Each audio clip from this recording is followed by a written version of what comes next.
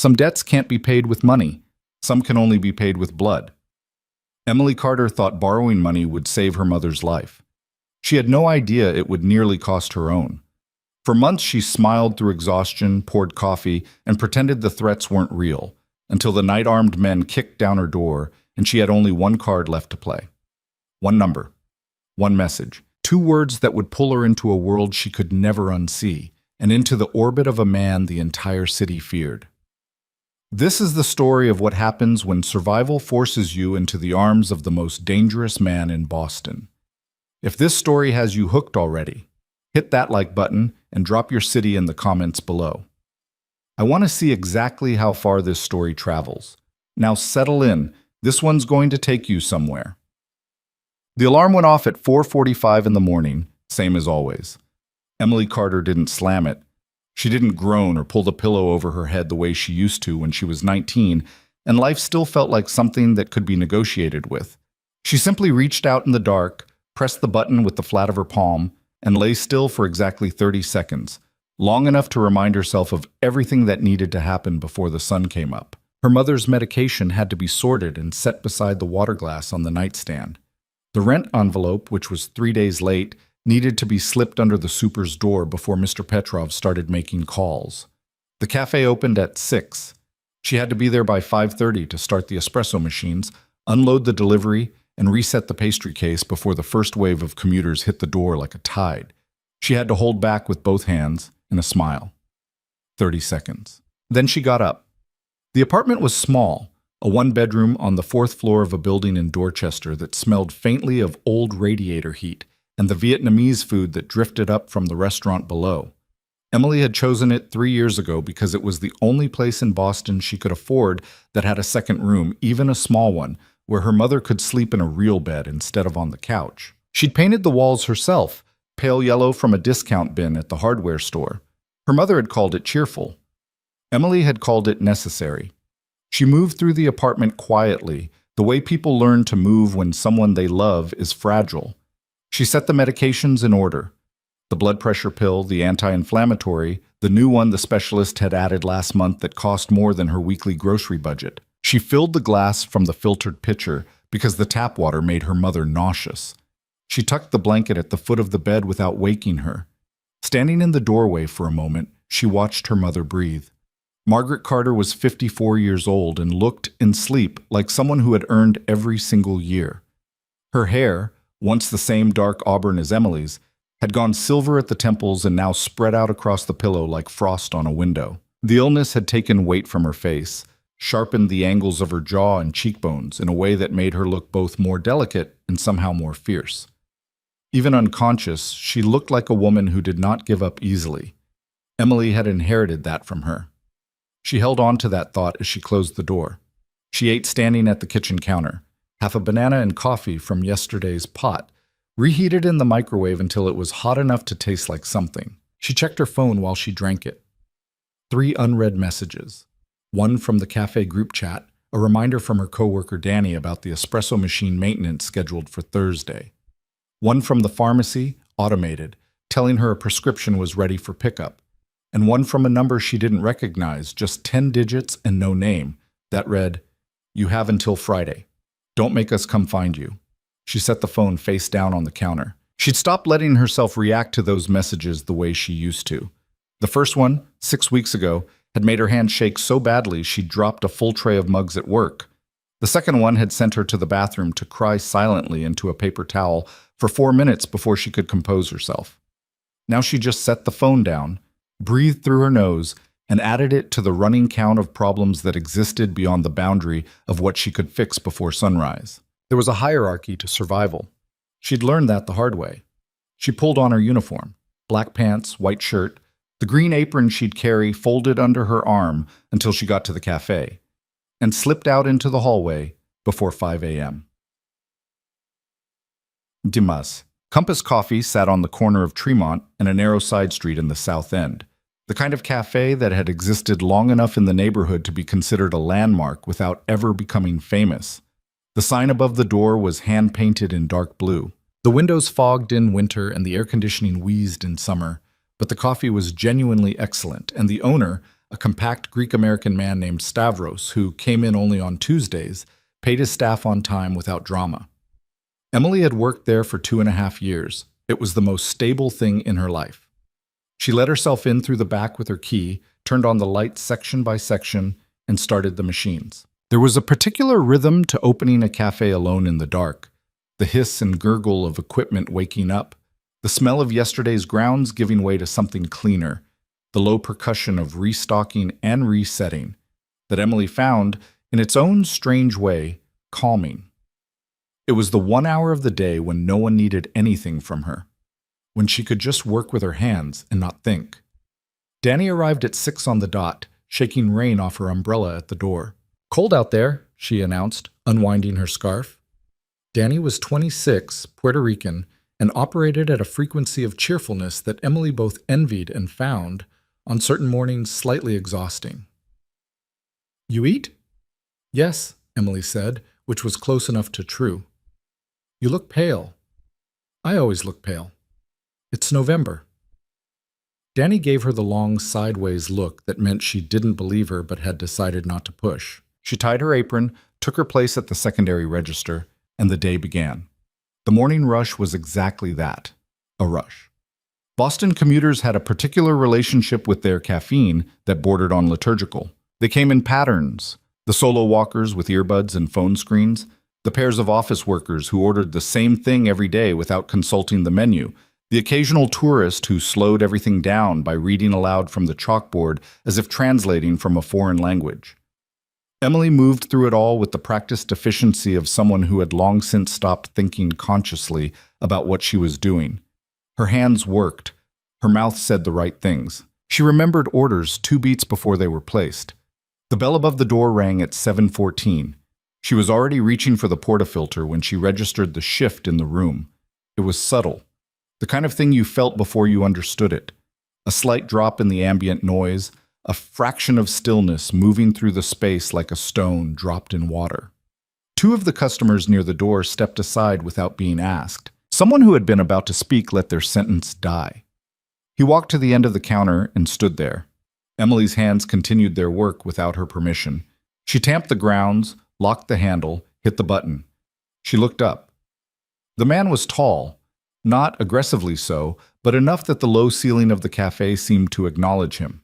He wore a charcoal overcoat, open, over a dark suit that fit the way expensive things fit when they're made rather than bought. His hair was black and cut close at the sides, slightly longer on top, the kind of controlled precision that didn't call attention to itself.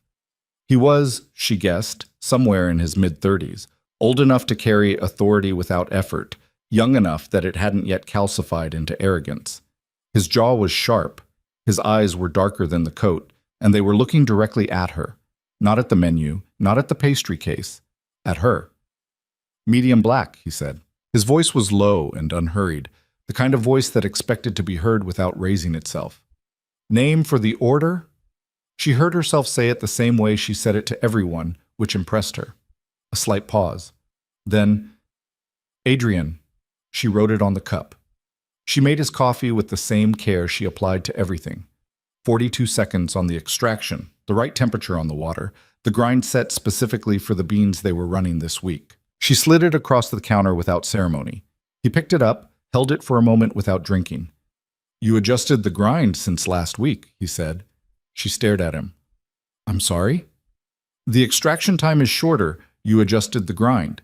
He studied the cup with an expression of mild, detached interest. "It's better." "We switched suppliers," she said, because it was true and because it was the only response that made sense. "The new beans are denser." He nodded once, as if this confirmed something he'd already worked out. Then he turned and walked to the table in the far corner, the one with the view of both the door and the street window, and sat with his back to the wall and his coffee in front of him. Emily stood at the counter for 2 seconds longer than she should have before Danny materialized at her elbow. "Who is that?" Danny murmured. "I have no idea." "He comes in every day?" Emily thought about it. She'd seen him before. She was almost certain she had. Not every day, or if it was every day, he'd been one of those customers who blends into the pattern, invisible through repetition. But something about today was different. He'd spoken more. He'd been watching her before she looked up. She was almost sure of it. "He's been in before," she said. "I think." "Girl." Danny's voice was low and devout. "He is watching you right now. Don't look at him." "I'm not looking at him, you're looking at him." Emily turned back to the machine. Behind her, she could feel the weight of that attention like something physical, like the pressure before a storm. She didn't look back. She worked. Oh, he came in at 7:15 the next morning. And the morning after that, by the fourth day, Emily had stopped pretending not to notice. By the sixth, she'd started watching for him from the back of the cafe, watching the door at 7:12, 7:13, and feeling something she couldn't quite name when the bell rang at 7:14 and he walked in exactly on schedule, as if the day itself had been organized around the event. He always ordered the same thing. He always sat at the same table. He always watched her with that same expression of careful, undemonstrative attention, as if she were something being studied, not something being admired. There was nothing predatory in it. If anything, it made her feel, in some dim and confusing way, safer, which was absurd. She knew it was absurd. She didn't know his last name. She didn't know what he did. She knew his coffee order and the particular deliberate way he set the cup back on the table after each sip, and that he sometimes had a phone call he took without visibly reacting to whatever he was told, and that he tipped exactly 30% every single time she ran his card. She knew his first name because she wrote it on a cup every morning, Adrian. She turned it over in her mind sometimes, on the walk to the pharmacy or standing at her mother's bedside. It didn't tell her anything. It just sat there, solid and dark as the coffee he drank. The letter arrived on a Wednesday. Emily found it slipped under the apartment door when she got home from her shift. A plain white envelope with no return address, her name written on the front in block letters that pressed hard enough to emboss the paper. Inside was a single printed sheet, a number, an amount, $14,800, plus what they were calling accumulated fees. Total due, $19,260. She sat down on the kitchen floor. Not because she'd planned to. Her legs simply arrived at the conclusion that standing was no longer necessary. The original loan had been $8,000. $8,000 borrowed 11 months ago from a man named Caruso, who operated out of the back of a dry cleaning business in East Boston and who had smiled at her across a folding table and told her the interest was very reasonable and the terms were very flexible, and that he was always happy to help out a girl in a tight spot. She had needed the money for her mother's first hospitalization. The insurance had denied the claim on a technicality, a referral form filed one day late, and the hospital had been clear about what would happen if the bill remained unpaid. She had no savings. She had no family beyond her mother. She had a paycheck and a credit score that had been damaged years ago when she was barely 20 and made a series of decisions that had felt, at the time, like the only options available. So she'd gone to Caruso. She'd paid back $3,000. She had $400 left of her current paycheck. She owed $19,260, and the letter gave her until Friday. She sat on the kitchen floor for a long time. Then she got up, made her mother's dinner, helped her with her evening medications, sat with her through one episode of the British baking show they both pretended wasn't their favorite, and after her mother fell asleep, she went to her own room and sat on the edge of her bed with the letter in her hands and thought very carefully about her options. There were not many options. There was a number she could call, Caruso's number, and beg for more time, which she had already done twice and which had, both times, resulted in the accumulated fees growing larger. There was the possibility of another loan to cover this loan, which was so obviously catastrophic she almost didn't follow the thought to its conclusion. There were her savings, which were not enough to make a meaningful dent. There was the possibility of telling her mother, which she was not willing to do because her mother was fighting for her life and Emily was not going to hand her something else to worry about. She folded the letter along its original crease and put it in the drawer. She set her alarm for 4:45. She went to sleep. Thursday. He came in at 7:15. He stood at the counter. Their eyes met in the particular way they'd developed over 10 days. Brief, direct, and somehow more honest than most conversations Emily had with people she'd known for years. "Medium black," he said. "Name?" "You know my name." She looked up from the cup. He was watching her with that dark, steady attention. Not smiling, not performing, just looking at her with the directness of someone who had decided to dispense with the intermediate steps. "You still write it," she said. "Routine," he said. "Is everything all right?" The question landed without warning. She felt herself recalibrate. "Fine," she said. "Long week." He said nothing. He simply continued looking at her in a way that suggested he had heard the word fine and understood exactly what it was a container for. She made his coffee. She slid it across the counter. He picked it up. "You grind it a half-step finer on Thursdays," he said. She blinked. "How do you know that?" "The extraction is slightly slower. The flavor is deeper." He considered the cup. "It's your best day." She didn't know what to say to that. He moved to his table. She stared at the counter for a moment. Then the line behind her reasserted its existence, and she went back to work. Swat. They came into the cafe on Friday morning. There were two of them. Thick-necked men in jackets that were too heavy for the season, moving through the door with the particular energy of people who had come to make a point in front of an audience. The morning rush was at its peak, every table occupied. The line stretched to the door. Danny was running the secondary register. Emily was at the main machine. She saw them the moment they came in. She recognized one of them. A heavy-set man with a shaved head and a scar along his jaw who had shown up at her apartment building 2 weeks ago and left a handwritten note in her mailbox that she had thrown away without reading past the first line. They didn't join the line. They walked directly to the counter. "Emily Carter," the one with the scar said, loud enough for the nearest 4 tables to hear. The cafe went quiet by degrees. Danny looked up from the register. Emily set down the portafilter. "This isn't the place." "You made it the place," the man said. 19,000. Today." "I don't have it today." "Mr. Caruso's not interested in your schedule."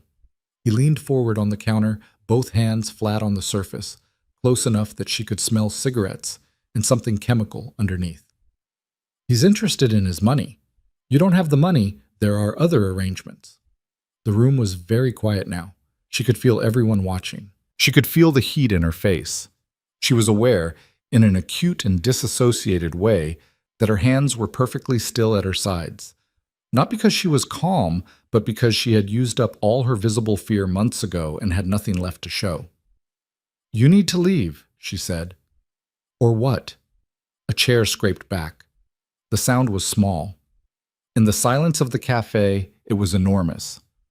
The man with the scar turned. Adrian Moretti stood up from his table with the unhurried precision of someone who had decided that standing was now appropriate. He was not rushed. He was not visibly angry.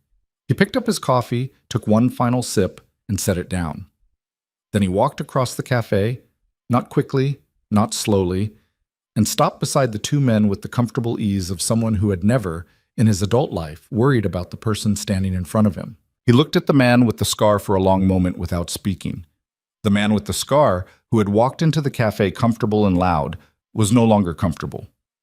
"Walk out," Adrian said, quietly. "Right now."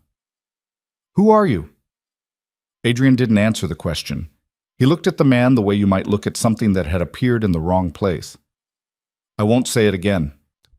Whatever the man with the scar saw in Adrian's face, in those dark, completely still eyes, resolved something for him. He straightened. He glanced at his partner. Some rapid recalculation happened between them that Emily couldn't track. "We'll be back," the scarred man said, because he needed to say something. Adrian said nothing. He simply waited with perfect patience until they walked out the door. The cafe stayed quiet for 5 full seconds after the bell stopped ringing. Then conversation resumed, cautiously at first, and then all at once, the way it always does when a crowd decides collectively that the threat has passed. Danny was staring at Emily with enormous eyes. Adrian returned to his table, sat down, looked at his phone. Then he stood again, reached into his jacket and took out a business card. He set it on the counter in front of Emily. No logo, no title, just a phone number in clean black type on white stock, and looked at her for a moment. "Call if you need to," he said. "Or don't, but keep it." He put on his coat and walked out. Well, Emily kept it. She slipped it into the pocket of her apron and carried it through the rest of her shift like a stone she wasn't sure was lucky. She thought about it while she worked. She thought about it on the train home. She stood in her kitchen holding it under the light and read the number again, as if it might have changed. She didn't call. She was not someone who called. She was someone who solved her problems with her own hands. Because every time she'd allowed herself to depend on another person, the floor had eventually come out from under her. She was not naive enough to believe that a man who had just made two collectors walk out of a cafe with a look was offering something uncomplicated. Nothing in the world was uncomplicated. She knew exactly what kind of man carried that kind of authority. She put the card in the drawer with the letter and tried to sleep. Saturday, she worked a double shift. Sunday, her mother had a bad day. Dizzy spells, a headache that wouldn't lift. A long afternoon on the couch while Emily sat nearby pretending to read and watching her mother's breathing. The specialist had mentioned the possibility of a new treatment, something experimental that required additional testing, additional cost, additional time. Her mother had said it was fine. Her mother always said everything was fine. Emily had excused herself to make tea and stood in the kitchen for 90 seconds with her eyes pressed shut before she could trust her face again. Sunday evening, she noticed a car parked across the street from the building that hadn't been there before. A dark SUV, engine off. Someone in the front seat. She watched it from the corner of the window for 20 minutes, then made herself stop watching. Monday, it was still there. Tuesday, she walked past it on her way to work, close enough to see that there were two men inside, close enough for one of them to make direct eye contact through the windshield with the careful neutrality of someone trained not to react. She kept walking. She got to the cafe. She made coffee for 4 hours and smiled at strangers and told herself she was managing. She was not managing. Tuesday evening, she found the note on her door, not slipped under it this time, taped to the outside, where her neighbors could see it. A single index card, handwritten in the same block letters. Last warning. We know your mother's schedule. She took the card inside. She closed the door. She stood in the hallway of her own apartment feeling the specific terrible sensation of a trap closing, not all at once but incrementally, the way water rises, the way pressure builds, the way something that was survivable yesterday becomes unsurvivable by degree. Her mother was watching television in the living room. The sound of the baking show carried through the thin wall. Emily sat on the edge of her bed. She opened the drawer. She took out the business card and looked at the number in the light. She was not someone who called. She picked up her phone. She didn't call. She typed a text instead because calling felt like too much. Too much surrender, too much exposure, too much voice shaking on the line. She typed 2 words. She stared at them for a long time. Then she pressed send. Help. She set the phone on the nightstand and lay down on top of the covers, still in her work clothes, still in her apron, still holding the shape of a person who was handling things. 3 minutes passed. 5. Her phone lit up. 1 line. No signature. Don't open the door for anyone. I'm coming. She sat up. She was still sitting upright, still fully dressed, hands folded in her lap in the posture of someone waiting for a verdict, when she heard the footsteps in the hallway. Not one set. Several. Heavy and deliberate, moving quickly. She had just enough time to stand before the sound started. Not a knock. Not a voice announcing itself. The door of her apartment simply exploded inward.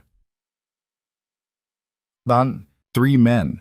She registered them in pieces, bulk and motion, and the specific wrongness of people moving through your home with the confidence of ownership.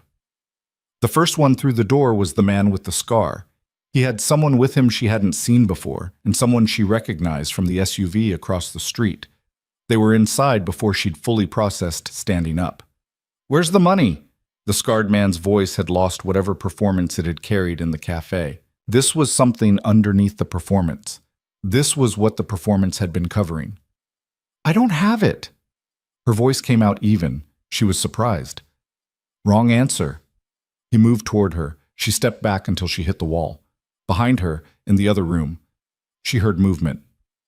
Her mother. Her mother was awake. She was coming to the doorway. She didn't know what was happening. Mom? Emily's voice broke on the word. Mom, go back. Emily. Her mother's voice from the hallway. Confused. Frightened. The second man moved toward the hallway. Don't. Emily pushed off the wall. Don't you go near her. Whatever this is, I'm here. Talk to me. She has nothing to do with this. The scarred man caught her arm. His grip was total, the kind that came from practice. He put his face close to hers, and the anger in it was specific and cold, the kind that wasn't personal until it had to be. "You had your warnings," he said. "You had your time, mister. Caruso is—" The building shook. Not from an earthquake, from impact, from the front door of the building downstairs hitting its frame hard enough to travel through the walls and the floors and arrive in the apartment as vibration, as a felt thing, as the specific percussive announcement of something arriving that did not slow down. The scarred man released her arm. He looked at the door. Footsteps in the hallway, multiple, fast, and then the apartment door, what was left of it, opened. Adrian Moretti walked in. He was not in his cafe clothes. He wore black, from the collar of his jacket to the laces of his boots, and he wore it with the same ease he wore everything else, which was to say with the specific authority of a man who had long since resolved all questions about who he was and what he was capable of. Behind him, two men took up positions in the doorway without entering, large and completely still, with the practiced geometry of people who knew exactly how much space they occupied and why. Adrian looked at the scarred man. He looked at his grip on Emily's arm. He looked at the second man positioned near the hallway where her mother was. He said nothing for a moment. He didn't need to. The temperature in the room did something. "Let go of her," Adrian said, quietly, and stepped back. The scarred man had size and anger and nothing else. He looked at Adrian and spent a brief moment trying to calculate whether he had enough of either of those things. The calculation resolved visibly on his face. He let go. Emily moved to the wall. Her legs were working on automatic. "You have no idea what you're walking into," the scarred man said, because he had to say something. "Tell me Caruso's number," Adrian said. A pause. "What?" "His private number. Not the business line. The private one." The scarred man stared at him. Adrian reached into his jacket, not for a weapon, but for his phone. He dialed something from memory, put it to his ear, waited for one ring, two, and then he began to speak. He didn't speak to the men in the room. He spoke to whoever answered in a quiet, completely level voice, and what he said lasted less than 90 seconds. Emily didn't catch all of it. Her heart was too loud, her mind too fractured. But she heard certain words and phrases arrange themselves into a meaning she couldn't avoid. She heard a dollar amount that erased her debt entirely. She heard a description of Caruso's operation, specific, detailed, the kind of specific that came from having paid for information, and a quiet, unemotional suggestion about what would happen if her name was raised again in any context by anyone connected to that operation. She heard a silence on the other end of the line that stretched long enough to mean something. When Adrian ended the call, he looked at the scarred man. "You're done here," he said. "All of you. The debt is cleared. If anyone from Caruso's network comes near her again—" He paused. It was not a threatening pause. It was simply a pause, the kind that gives the listener time to understand the full weight of what is not being said. "Tell him I said so." The scarred man looked at Adrian. He looked at the two men in the doorway. He made the calculation again and arrived at the same place. He nodded once. He jerked his head at the others. They left. Emily stood against the wall. Her mother appeared in the hallway doorway, gray-faced, clutching her robe, taking in the broken door, and the strangers and her daughter pressed against the wall with the particular focused confusion of someone who has been startled out of a warm room into a cold world. "Emily." Her mother's voice was careful. "Are you hurt?" "No." She crossed to her. "No, Mom, I'm not hurt." She put her arms around her mother and felt how thin her shoulders had become, how light and fragile, and pressed her face into her mother's hair for a moment while something inside her chest attempted to unknot itself. "All right," her mother said, patting her back with great dignity. "All right, I've got you." Behind them, Adrian stood in the middle of the apartment's small living room with his hands in his pockets, looking at the broken door with the expression of a man making a list. "She can't stay here tonight," he said. Not as a question. Emily turned around. She looked at him. This man she'd been writing a name on a cup for 12 days. This man she had sent 2 words into the dark and received an arrival in return. And understood, for the first time, that she had not understood anything at all. "Who are you?" she said. It was her mother who answered, in the way that only people who have lived long enough and seen enough and have nothing left to pretend about can answer. "The man who just saved us," her mother said quietly. "Ask the other questions later." Adrian looked at Emily. She held his gaze for a long moment. And despite everything, the broken door, the fear still running through her like a current, the enormous incomprehensibility of the last 20 minutes, she felt that strange, specific thing she'd felt for 12 mornings running, the thing she hadn't been able to name. Standing in the wreckage of her small apartment, looking at this man she didn't know, she felt something that was not quite safe, but was closer to it than she'd felt in a very long time. "Okay," she said. "We'll talk." The car was black and long and moved through the Boston streets, with the quiet authority of something that had never once been stopped by a traffic light it didn't choose to obey. Emily sat in the back seat with her mother beside her and a bag on her lap that she'd packed in 11 minutes. Medications first, then the important documents in the waterproof sleeve she kept in the bottom drawer, then clothes for 3 days because 3 days was as far into the future as she could think without her mind going white at the edges. Her mother had dressed herself with remarkable composure, buttoning her coat with steady hands and asking only one question before they left the apartment. "Did you remember my book?" Emily had gone back for it, a worn paperback mystery with a cracked spine that Margaret Carter had been rereading for the 4th time because she said familiar stories were comforting, and there was no shame in comfort. Emily had tucked it into the bag without a word. Now they rode in silence through the November dark, and Emily watched the city slide past the window. The lit storefronts, the orange pools of streetlight, the occasional pedestrian moving fast against the cold, and tried to organize her thoughts into something that resembled reason. It wasn't working. Adrian sat in the front passenger seat. He hadn't explained where they were going. He'd spoken quietly to the driver, a broad-shouldered man with a shaved head who had been introduced only as Marco and who drove with the focused economy of someone who had done this kind of transportation before, in circumstances Emily preferred not to imagine. Since getting in the car, Adrian had made 2 calls, both brief, both in a voice low enough that she caught only fragments. She heard the word residence. She heard a street address in Back Bay she didn't recognize. She heard him say, "The mother needs a doctor in the morning," with the quiet matter-of-factness of someone adjusting a schedule, and felt her chest do something complicated. She hadn't asked him anything yet. She was still locating herself inside what had happened. Her mother, meanwhile, had opened her book. "Mom," Emily said quietly. "Are you okay?" Margaret looked up from the page. In the passing light, her face was composed and faintly amused, which was, Emily had long ago concluded, her mother's default setting in the face of crisis. Margaret Carter had raised a daughter alone on a teacher's salary after Emily's father left when Emily was 7. She had navigated a school system that wanted her to be invisible, a neighborhood that wasn't always kind, and an illness that had arrived without invitation and stayed without apology. She had developed, over the course of that life, a profound and practical relationship with the concept of this is what is happening now, and we will deal with it. "I'm perfectly fine," her mother said. "My feet are cold. Do you think wherever we're going has warm floors?"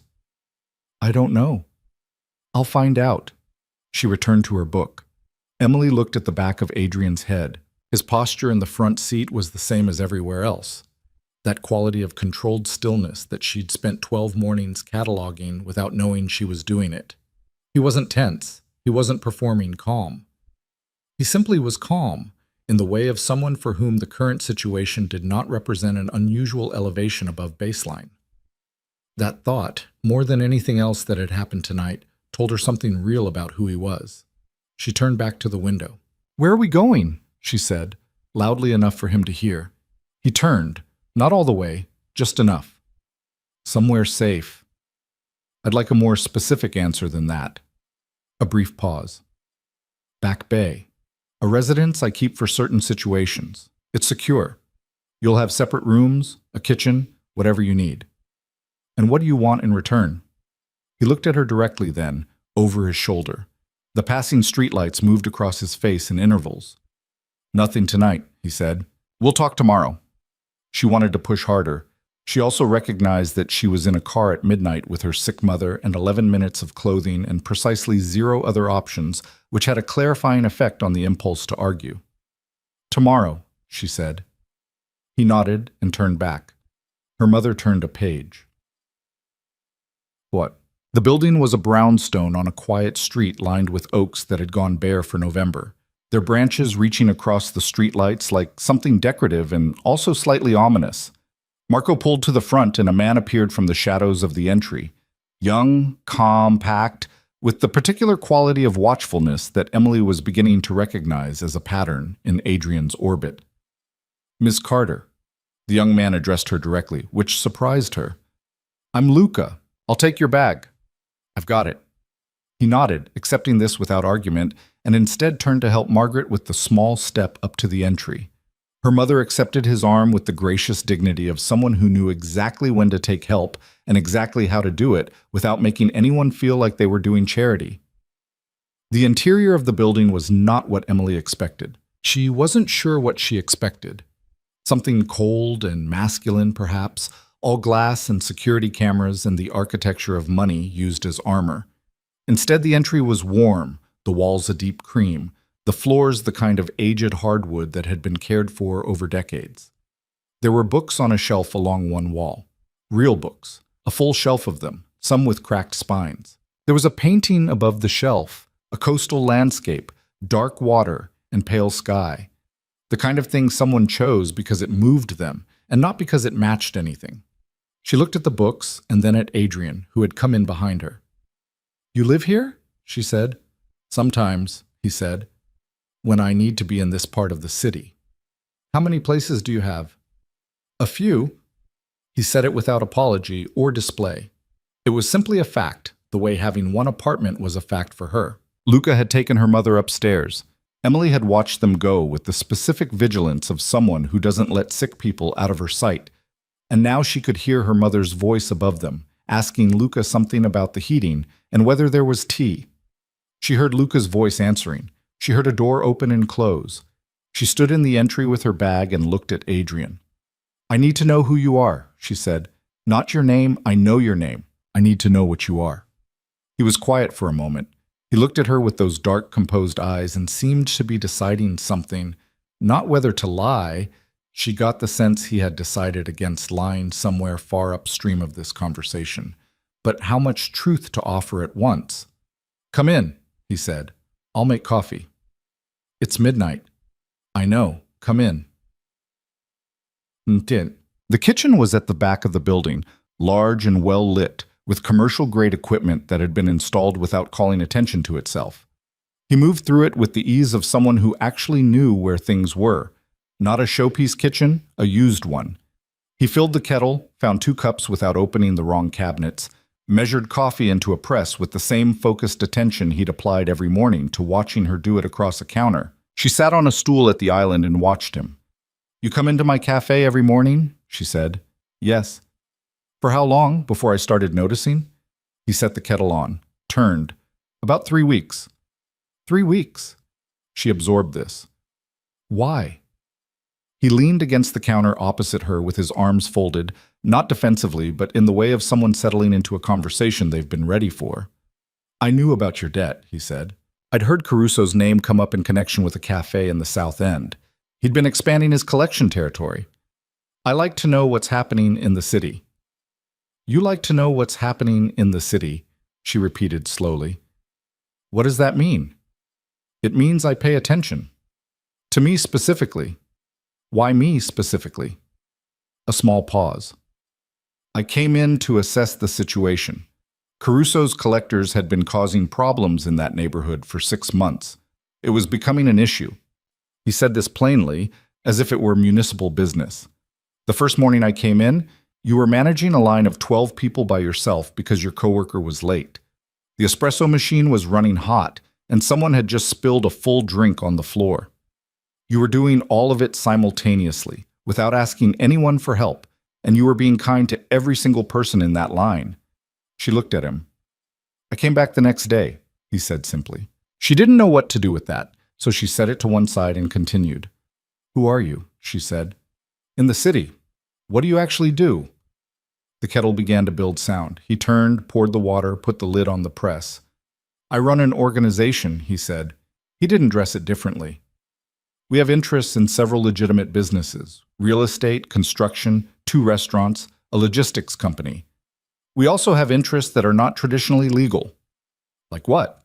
Like enforcing order, he said. In parts of the city where the law enforces nothing, there is still order. I maintain it. In exchange for that, I receive cooperation, information, money, loyalty. She stared at him. You're describing organized crime. Yes. You run it. I run the Boston operation. There are others connected to it, but in this city, the decisions move through me. She sat with this for a moment. Outside, the street was quiet. From upstairs, she could hear faint movement. Her mother settling in, or Luca checking the room. The normalcy of those small sounds against the extraordinary thing he was saying created a dislocation she wasn't sure how to close. You paid off my debt, she said, to another criminal. Caruso's operation is small and unpleasant. He targets people who can't fight back. Something moved behind his eyes. Not anger, but the contained version of it. The kind that has been filed somewhere organized and efficient rather than allowed to run loose. I don't respect what he does or how he does it. There's an honor system. There are standards. Not everyone meets them. She looked at the press. The coffee was steeping. She watched the dark water work through the grounds. And now, she said, you've paid the debt. My mother is upstairs in your building. What does that mean? What comes next? He pushed off the counter, picked up the press, poured 2 cups with the same care she'd observed for 12 mornings. He set one in front of her. He held his own and looked at her. Nothing comes next that you don't choose, he said. You're not in debt to me. I didn't pay Caruso's money to put you in a different kind of debt. That's not what this is. Then what is it? He was quiet for a moment. A choice I made. She looked at him across the counter. In the warm light of the kitchen, without the cafe noise and the morning rush and the counter between them, he looked different. Or perhaps she was looking at him differently, with 12 days of accumulated attention and the particular clarity that comes from fear that has just passed and hasn't yet been replaced by the next thing. He was, she thought, the most self-contained person she'd ever met, and also, somehow, watching her with the same careful attention he'd always watched her with. Not as a subject, not as a problem, but as someone who mattered to the outcome of his thinking. She picked up the cup. The men from tonight, she said. Caruso's people. Is it done? Caruso understands the situation. What if he doesn't accept it? He will. No hesitation, no bravado, simply certainty delivered in the same tone as everything else. He's a practical man. What he does won't survive contact with what I can bring to it. He knows that. She drank her coffee. It was exactly right. She noticed this in a distant, automatic way, the specific rightness of the temperature and the extraction. And then she noticed that he'd made it that way deliberately. And then she noticed that she'd noticed, which felt like more information than she was ready for at midnight in a stranger's kitchen. She set the cup down. I want to stay until my mother is stable, she said. A few days, until I can figure out something better. However long you need. I'm not asking for charity. She stopped, because the end of that sentence was complicated. I'll pay you back had already been complicated by the fact that he'd just told her she didn't owe him anything. I'll figure it out, she said instead. You don't need to figure anything out tonight. I know. I'm telling you my terms. Something shifted in his expression. So small she nearly missed it. Not amusement, exactly. Something adjacent to it. All right, he said. She stood up from the stool. I'm going to check on my mother. Luca will have made sure she has everything she needs. I know. I'm still going to check. She picked up her bag. Then she stopped. The card you gave me at the cafe. You said call if I need to. Did you? When you gave it to me that morning, did you know it would end up like this? He held his cup and considered the question with the honesty she was beginning to understand was characteristic. I thought it was possible, he said. She nodded slowly. Good night, Adrian. Good night, Emily. She walked out of the kitchen and up the stairs without looking back, which cost her more than she expected. The room they'd given her mother was at the end of the upper hallway. Large, quietly furnished, with a radiator that actually worked and a bed that sat high off the floor on a proper frame. When Emily came in, her mother was already settled against the pillows with her book. Her medications lined up on the nightstand with a glass of water beside them, which meant Luca had paid attention or been told to pay attention, and either way she found she couldn't be entirely ungrateful. "This is a very nice room," her mother said, without looking up. "Yes. And the young man who showed us up, Luca, he was very polite." "Good. The floors are warm. I mentioned it to you in the car. Radiant heat, I think." "Mom." Margaret looked up. Emily had always thought the eyes of someone 40 years younger, sharp and dark and perpetually assessing. The eyes of a woman who had spent a career watching children for what they didn't say. "You talked to him," her mother said. "Yes." "And?" Emily sat on the edge of the bed. She looked at her hands. "He's not a businessman." "No," her mother agreed. "He isn't." A pause. "Is he a good man?" "I don't know." "Is he good to you?" Emily thought about that. She thought about a business card slid across a counter with no strings attached. She thought about a door exploding inward and someone arriving on the other side of 2 words typed in the dark. She thought about coffee made at midnight to exactly the right temperature in someone else's kitchen. "I don't know what he is yet," she said, "but tonight he came when I needed him to." Her mother nodded as if this answered something she'd been wondering for longer than tonight. "Then right now, that's enough," she said. "The rest reveals itself." Emily leaned over and kissed her mother's cheek. The familiar smell of the specific face cream her mother had used for 30 years, warm and constant as anything in Emily's life. "Sleep," she said. "Doctor tomorrow." "I know about the doctor. I'm not a child." Her mother was already looking back at her book. "Go rest, Emily. You look like you've been through something terrible." "I have." "I know. Rest anyway." Her own room was across the hall. Smaller, but the same warm floors, the same quality of quiet. She unpacked her bag with the mechanical efficiency of someone who needed to do something with her hands. Medications in order on the nightstand, documents in the top drawer. The 3 days of clothes she'd grabbed, which she looked at now and realized included a sweater she hadn't planned to pack. Her mother's sweater, gray wool, which she must have grabbed from the hook by the door without thinking. She sat on the bed holding it for a moment. Then she lay down with it pressed against her chest and stared at the ceiling. Sleep didn't come for a long time. What came instead was the accumulated weight of the last several hours making its way through her system, the adrenaline finding its exit, the fear converting itself into something duller and more sustained, the particular exhaustion of someone who has been holding everything together with their own hands for so long that the moment they're allowed to stop, the holding itself becomes the thing that hurts. She thought about her apartment, the broken door, the look on her mother's face in the hallway. She thought about Adrian's voice on the phone with Caruso, quiet and specific and completely unafraid. The voice of someone who had already calculated every variable and found the outcome to his liking. She thought about what he'd said, "A choice I made." She fell asleep before she could decide what it meant. The morning was different. Emily woke at 4:45 by reflex, sat up in an unfamiliar room, and spent 3 full seconds relocating herself before the previous night returned in full. She lay back down. She stared at the ceiling. She did not have to go to the cafe. She had texted Stavros from the car last night. "Family emergency, I'm so sorry, I'll explain when I can." And he had responded, "Take what you need. You have time. Be safe." She had been grateful in a way that had no room in the previous night's crisis and only found its space now, lying in the warm quiet of someone else's building. She got up at 5:30. The kitchen was empty. She moved through it carefully, finding what she needed without opening too many cabinets. Coffee, already ground to something that made her register it, better quality than she bought for herself. A grinder on the counter. She adjusted the grind, heated the water to the right temperature, made 2 cups, and took one upstairs to her mother, who was already awake and sitting up in bed with her book as if she'd never left it. "You made coffee," her mother said.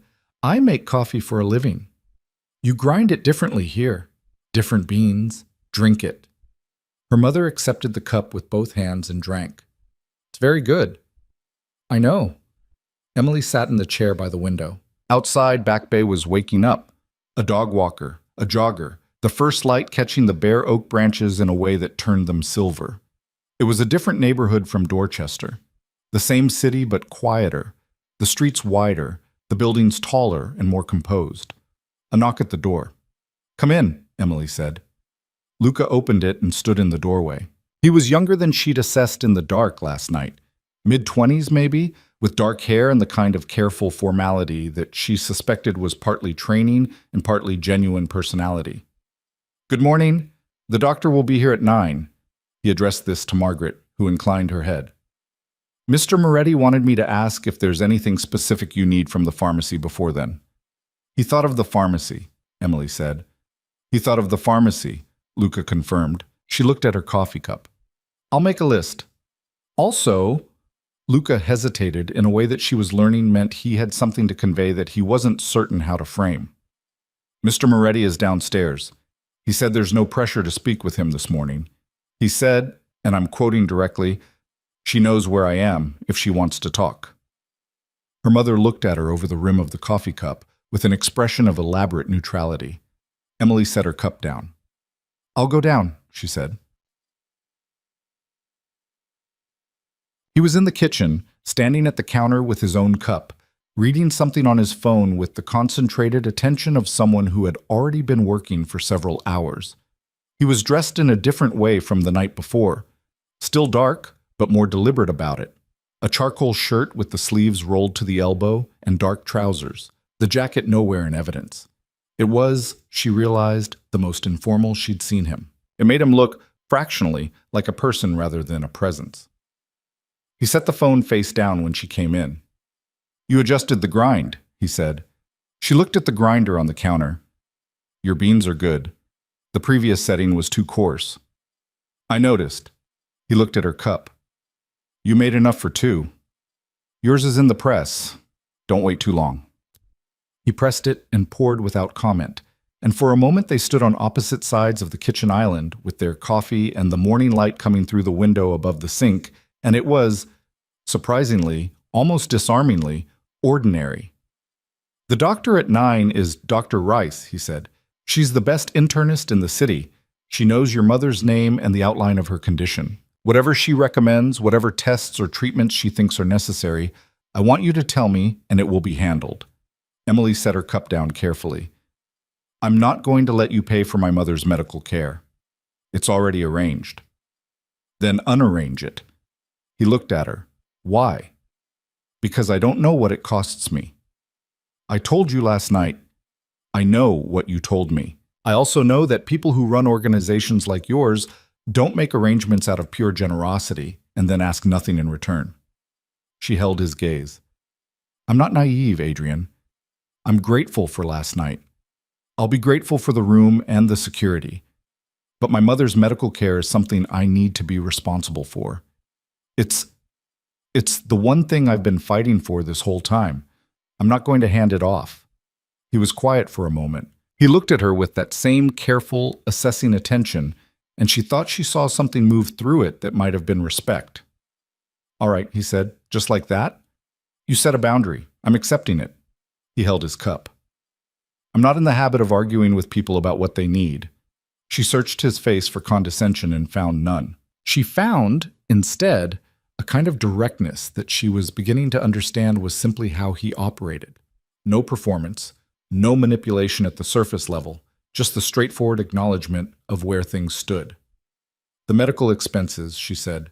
"The original reason I went to Caruso. I have insurance, but it's limited. The specialist my mother is seeing, the new treatment protocol they're considering. It's expensive. I don't have a solution to that yet." "Tell me what you need for it," he said. "I just said I'm not taking your money." "I didn't offer you money." He paused. "I know people. The specialist your mother is seeing. I can make an introduction that moves her case to the head of the consideration list. Not through payment, through a conversation. It's a different thing." She looked at him. "You have relationships with specialists at Massachusetts General." "I have relationships with people who know people there." "Yes." He said it with the same equanimity with which he said everything. "In my position, you either build connections or you build enemies. I prefer connections. She thought about this for a longer moment than was comfortable. She thought about the cost of pride versus the cost of her mother's life, which was a calculation she'd already done once and arrived at an answer she still didn't entirely forgive herself for. A conversation, she said. Not a payment. A conversation. She looked at her coffee. She looked at the morning light on the counter. She thought about her mother upstairs reading the same mystery novel for the fourth time because familiar things were comforting and there was no shame in comfort. Okay, she said. A conversation. He nodded. He picked up his phone, sent a brief message, and set it back down, as if it were nothing, as if the casual reorganization of another person's medical future was an entirely routine item in a morning's work. She watched him do it and felt, again, that vertiginous sense of scale, the gap between the world she'd been living in and the world that operated around this man, the vast and quiet machinery of power that he moved through so naturally he probably no longer registered its weight. There's something else, he said. What? The men last night, Caruso's collectors. He held his cup and seemed to choose his next words with the care of someone who understands that precision matters. They'll comply. Caruso will pull them back, but there will be questions in certain circles about what happened and why I intervened. He paused. People will wonder what you are to me. The kitchen was very quiet. And what am I? She said. Her voice came out even. She was again impressed by herself. He held her gaze. That depends, he said, on what you want to be. It was not a smooth line. It was not delivered as one. It was offered as plainly as everything else he said, with the specific gravity of someone who had decided that honesty was not a vulnerability but a standard. She looked at him for a long moment. I want to be someone who figures out who she is in this situation before she makes any decisions about what she is to anyone else, she said. Something shifted in his expression. That small fractional thing she'd caught once or twice before, the thing that lived near a smile without ever becoming one. Fair, Sam, he said. Give me time. You have it. She picked up her cup. She moved toward the door, then stopped. The coffee, she said. In your office or wherever you go in the mornings. Do you make it yourself or do you have someone? He looked slightly surprised by the question. Myself. Why? Because you grind it wrong, she said. It's a good bean. You're wasting it. She walked out of the kitchen before she could see his face, but she heard, faintly, behind her, as she started up the stairs, the sound of something that might have been a quiet laugh, brief and unguarded and completely at odds with everything she knew about him. She climbed the stairs carrying that sound like a small, confusing warmth in her chest and did not examine it too closely. The days that followed had a particular quality that Emily had no vocabulary for, a suspension, a held breath, the sensation of living in parenthetical time between one life and whatever came next. Dr. Rice arrived at 9 on the dot and proved to be a compact, precise woman in her 50s with a manner so efficiently compassionate that Emily found herself liking her on the spot. She spent 40 minutes with Margaret, reviewed the existing files that had been assembled. Emily did not ask how they had been assembled so quickly, and came out of the room with an expression that was cautious but not dire.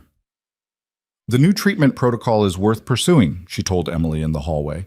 I'd like to run additional blood work and move her case to my colleague, Dr. Feynman's active roster. He's the right person for this specific presentation. I'll be in contact with his office today. Someone was going to make a call, Emily said. Dr. Rice looked at her with the particular expression of a person who is not going to ask or answer certain questions. It's been handled, she said simply. Focus on keeping her comfortable and her stress levels low. That's your job right now. Emily stood in the hallway after she left and looked at the closed door of her mother's room and felt the vast and exhausting complexity of owing someone something that had been given as if it were nothing. She went and sat with her mother. She's direct, her mother said. I like direct. She said it's worth pursuing, the new protocol.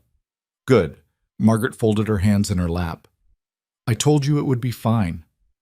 You always say that. I'm usually right. Not always. Often enough. Her mother looked at her. You're carrying a lot. I've been carrying it for a while.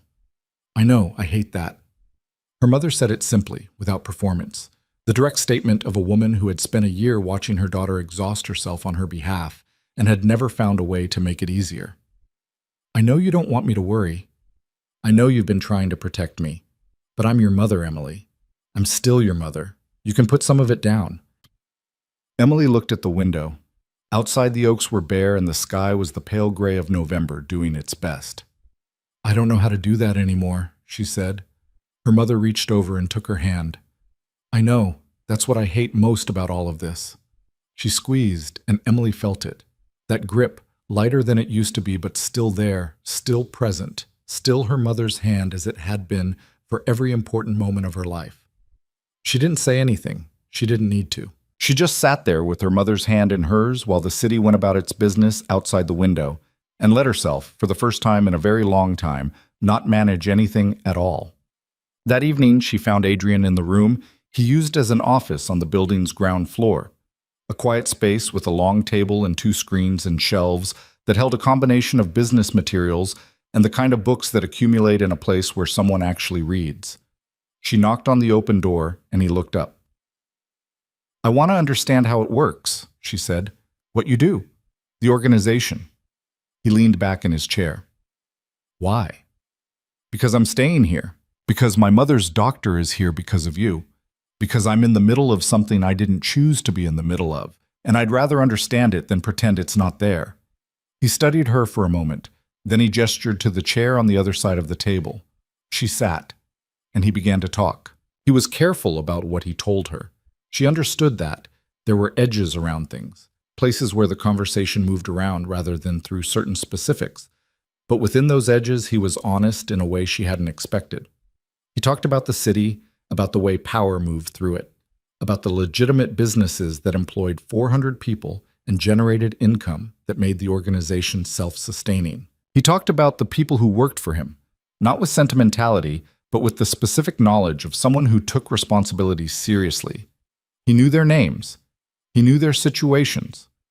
When he mentioned a man named Torres who'd had a son born prematurely 3 months ago, he knew the child's name and that the boy was home now and healthy. She listened carefully. She asked questions.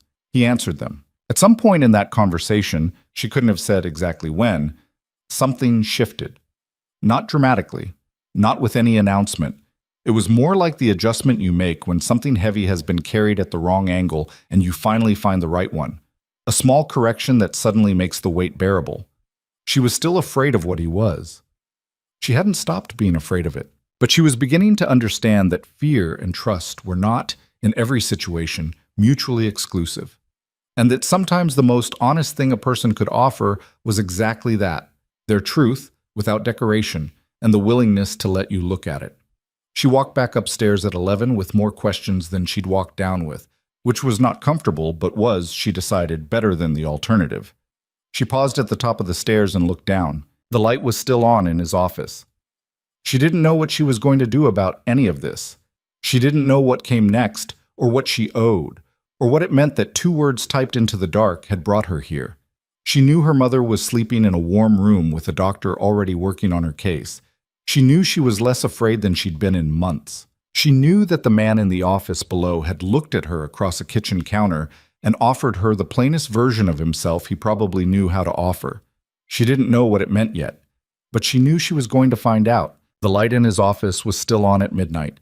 Emily knew this because she'd gotten up for water and looked down the stairs without intending to and seen the thin line of yellow under the closed door, steady and unchanged from when she'd left him 2 hours before. She stood at the top of the stairs for a moment in the dark hallway, holding her water glass, listening to the building's particular silence, the tick of the radiator, the faint sound of traffic 3 streets over, the quality of stillness that accumulates in old buildings late at night, like something laid down in the walls. She went back to bed. She did not sleep well. What she kept returning to was not the fear. The fear had its own logic. She understood where it lived. But the conversation. The way he'd talked about the city like a man who had spent years learning its weight and had developed in the process something that was not quite love and not quite burden, but something in between. The way he'd said Torres's son's name. The way he'd paused once, in the middle of explaining the structure of his organization's legitimate holdings, and looked at the table as if calculating something more personal than revenue, and then simply continued. She'd spent 2 years making coffee for hundreds of strangers and developing, whether she meant to or not, a particular skill for reading people across counters. She knew the difference between performance and the real thing. She knew when someone was giving you their surface and when they were, unexpectedly, giving you something else. Adrienne Moretti was giving her something else. She still didn't know what to do with it. On the third morning, she woke before the alarm. There was no alarm, she'd stopped setting it, but her body had 32 years of experience and kept its own schedule, and lay still for a while listening to the building before she got up and went to the kitchen. He was already there. This had become, without either of them acknowledging it, as a pattern. A pattern. He was at the counter. She adjusted the grind. They drank their coffee on opposite sides of the island, while the city turned from dark to gray outside the window, and the silence between them was, increasingly, the kind that didn't require filling. This morning he was looking at something on the table when she came in. A series of papers, organized in a way that suggested they'd been reviewed several times and rearranged. He didn't cover them when she entered, which told her something. He also didn't explain them, which told her something else. She made the coffee. She set his cup next to him. She sat down with her own and looked at the papers without looking like she was looking. Financial documents, property deeds, a name at the top of one sheet, Renata Group LLC, that appeared on several others in different contexts. She was good with numbers. She'd been managing her own tight margin for years and had developed, out of necessity, a quick eye for financial structure. "Real estate acquisition?" she said. He glanced up. "Yes." "The Renata Group is buying multiple properties." She nodded at the sheets. "The same buyer across all of them. That's a consolidation." He looked at her for a moment with that quality of recalibration she'd seen twice before. The minor adjustment a person makes when they encounter something they weren't expecting from the direction they weren't watching. "It's a front," he said, "for a competitor." Competitor. Another organization, based out of New York. They've been moving into Boston real estate for the last 18 months, using shell companies. The Renata Group is their third structure. He said it with the flat precision of someone reporting something they find more strategically irritating than personally threatening. They're acquiring properties in Charlestown, East Boston, and the South End in a pattern that suggests they're building infrastructure. Warehousing, distribution points, properties that can serve multiple purposes depending on what they decide to do next. Emily looked at the papers. "And what do you think they're going to do next?" "I think they're going to announce themselves," he said. "They've been quiet for 18 months. That's the acquisition phase. What comes after acquisition is operation." He picked up his cup. "The question is whether they want to operate alongside existing structures or whether they want to displace them. And you think they want to displace.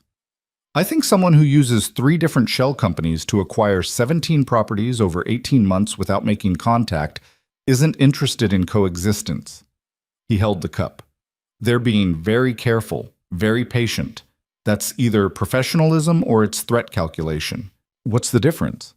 "Professionals plan around contingencies. Threat calculation means they're specifically planning around me." He said it without ego. It was simply an assessment, the way you'd assess weather or traffic. "I've been working on which one it is." She looked at the papers for another moment. "And the South End properties," she said. "Yes." She looked at him. "Your cafe's block," he said.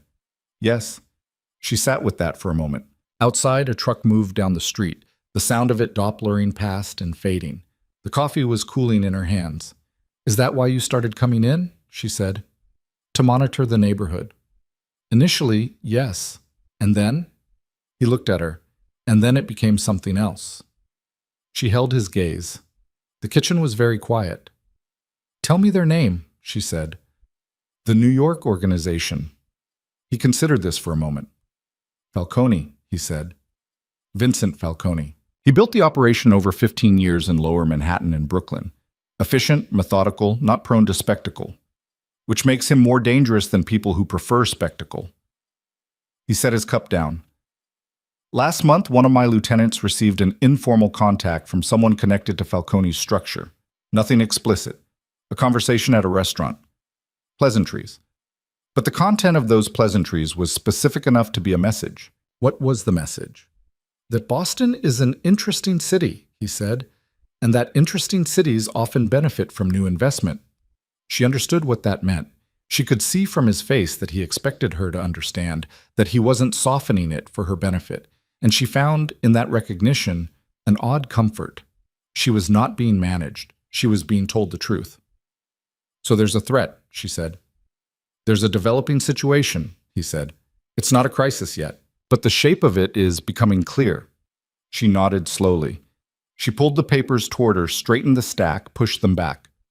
"You'll figure it out," she said. "Yes. I don't say that as flattery. I say it because you clearly have been working on it for a while, and you seem like someone who finishes what he starts." That fractional thing moved through his expression again. "Is that your assessment after 3 days?" "It's my assessment after 12 mornings in a cafe, and 3 days, yes." She stood up. "I'm going to check on my mother. Dr. Rice called last night after you went up. Dr. Feynman reviewed the file. He wants to schedule a consultation early next week." Emily stopped.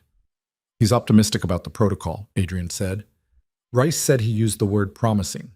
She stood with her back to him for a moment, her hand on the door frame. She was not going to cry in his kitchen. She had decided this some time ago, and she held to it now with the specific dignity of someone who has learned to cry in private, because public crying requires explanation and energy, and she had neither. "Okay," she said. Her voice was even. "Okay," he said, in the same register, giving her room. She walked out. She told her mother over breakfast, oatmeal with the sliced apple her mother liked. The tea made the specific color her mother described as the shade of autumn, and watched Margaret Carter receive the news with the composed, careful hope of someone who had learned not to let hope run ahead of itself. "Promising," her mother repeated. "That's what he said."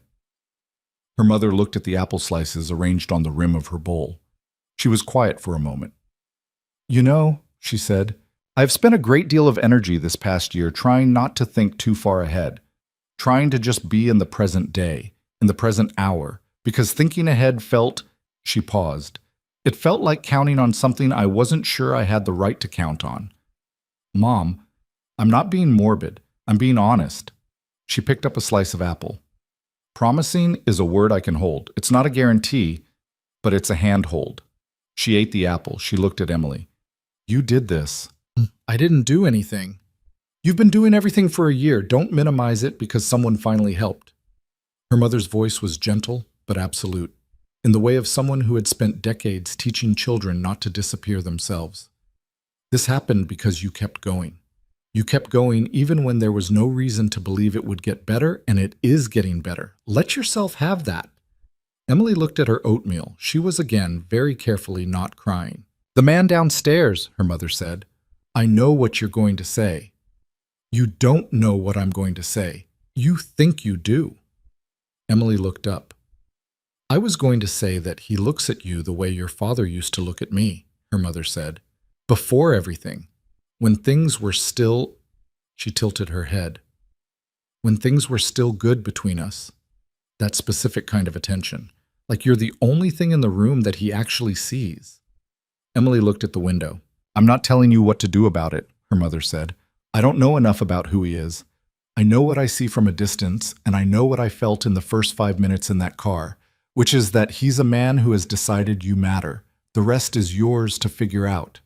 She picked up her tea. "But I wanted you to know that I see it, and that I think you see it too." Emily didn't answer. She refilled her mother's tea without being asked, sat back down, and ate her oatmeal. Her mother smiled into her cup and said nothing more about it.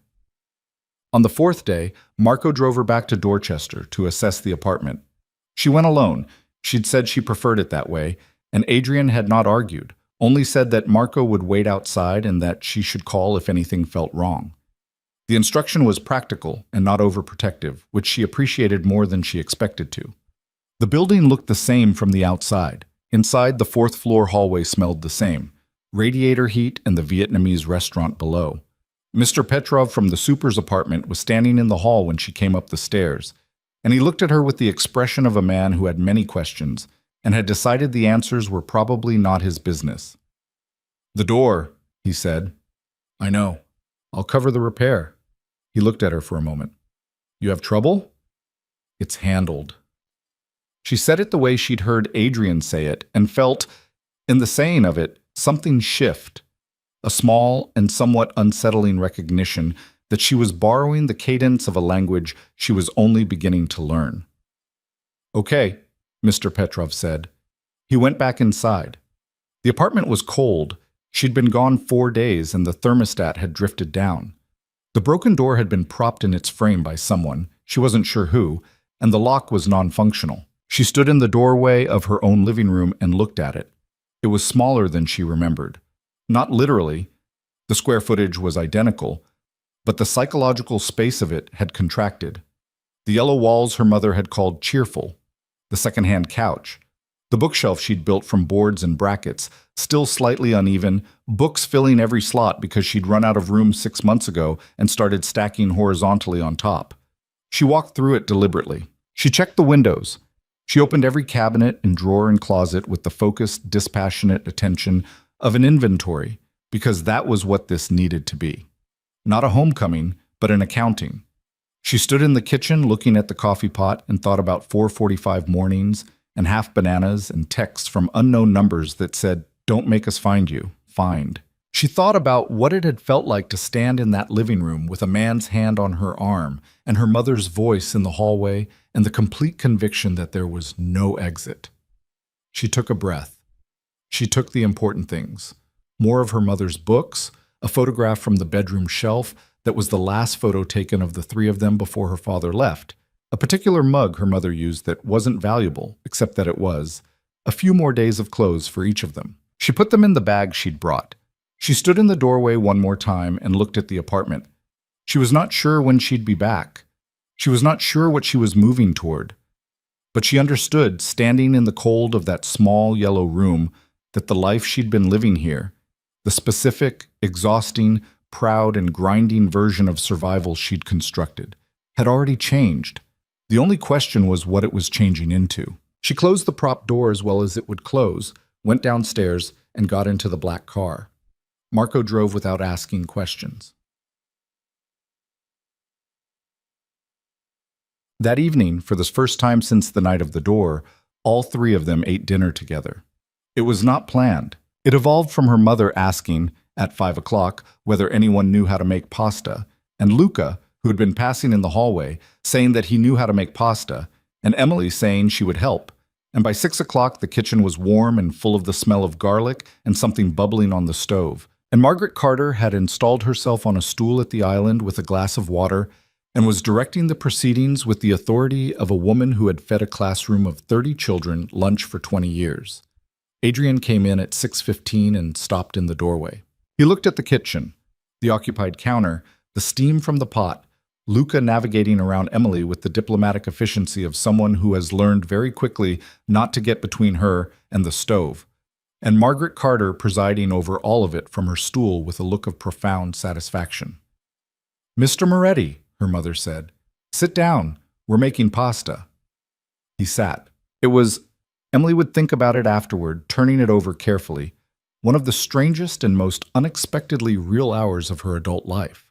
The conversation moved the way conversation does when people are occupied with something physical, and the usual performance of social interaction relaxes into something more genuine. Her mother asked Luca where he was from, and he said South Boston, and her mother said she'd taught at a school in South Boston for 4 years in the early 90s, and Luca said his aunt might have been in that school, and her mother asked his aunt's name, and Luca said it, and her mother said, with complete sincerity, "Oh, she was wonderful. She did a project on the harbor that I still think about." Adrian ate his pasta and answered her mother's questions with the careful attention of someone who takes questions seriously. Margaret Carter asked him what he'd studied, and he said economics. She asked where, and he named a university in Rome because his mother had been Italian and he'd done part of his education there. Her mother said she'd always wanted to go to Rome. He said it was worth the trip. Her mother asked what specifically, and he described, without apparent self-consciousness, a particular piazza near the Pantheon where he'd sat for an afternoon eating something fried and reading a book, and had felt briefly and completely like a person with no responsibilities. Emily set down her fork. "What were you reading?" she asked. He looked at her. "Calvino," he said. "Invisible Cities." She stared at him. She thought about the bookshelf in the entry. She thought about the coastal landscape above it. "I have that book," she said. "I know." He said it simply. "I noticed it in your bag when you unpacked." She looked back at her pasta. She picked up her fork. Her mother, across the table, was wearing an expression of absolute serenity that Emily declined to examine. After dinner, while Luca cleared the table, Emily stood at the sink doing dishes in the specific meditative way she'd always preferred. Hot water, methodical, working from left to right through the stack.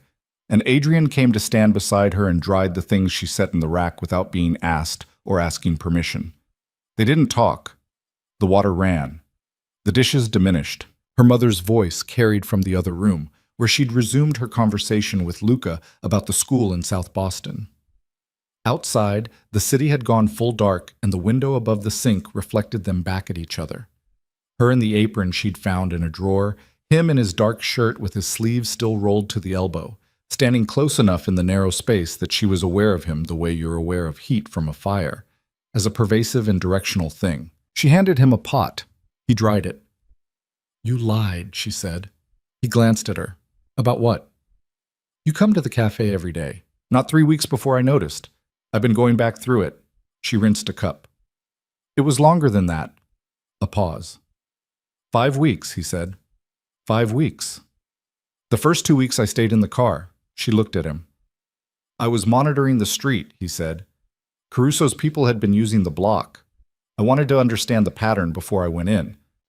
"And then you went in." "And then I went in." She put the cup in the rack. "And the first morning I made your coffee." "Yes." "What was I doing specifically that made you come back the next day?" He dried the cup carefully. He set it down. "You handed a man his coffee," he said. "He was rude to you, not aggressively. He didn't make a scene, but he talked over you and didn't say thank you and walked away while you were still speaking. And you watched him go with an expression." He paused. "Not hurt, not angry, just," he seemed to look for the word, "patient, like someone who has decided that the world is the way it is and they are going to keep doing good work anyway." The water ran between them for a moment. "I don't know if that's admirable or sad," she said. "I think it's both," he said. "I think those things often are." She pulled the drain and dried her hands on the dish towel. She turned to look at him directly. With the close-range honesty of two people standing 6 inches apart in a kitchen after dinner, which was a proximity that stripped out most of the intermediate things and left whatever was actually there. "I'm going to ask you something, and I want an honest answer. All right? Were you watching me because of the street, or were you watching me because of me?" He met her gaze without adjustment. "Both," he said. "At first the street. After the first morning, you." "Why?" "Because you were interesting." He said it with the plain directness she'd come to understand was just how he spoke. "Because you moved through something genuinely hard with a dignity that most people don't manage when things are easy. Because you knew your coffee. That last thing almost had warmth in it. And because you looked at me every morning like you were seeing exactly what I was and hadn't decided yet whether that was a problem." "And did you want me to decide it was a problem?" "No." "Did you want me to decide it wasn't?" "Yes." He said it without hesitation. "But I was willing to let it be whatever it was." She held his gaze. The kitchen was very warm. Her mother's voice carried from the other room, placid and conversational, a small domestic anchor in the particular unreality of standing in the kitchen of a crime lord on a Tuesday evening, having a conversation she had no good framework for. "I'm not there yet," she said.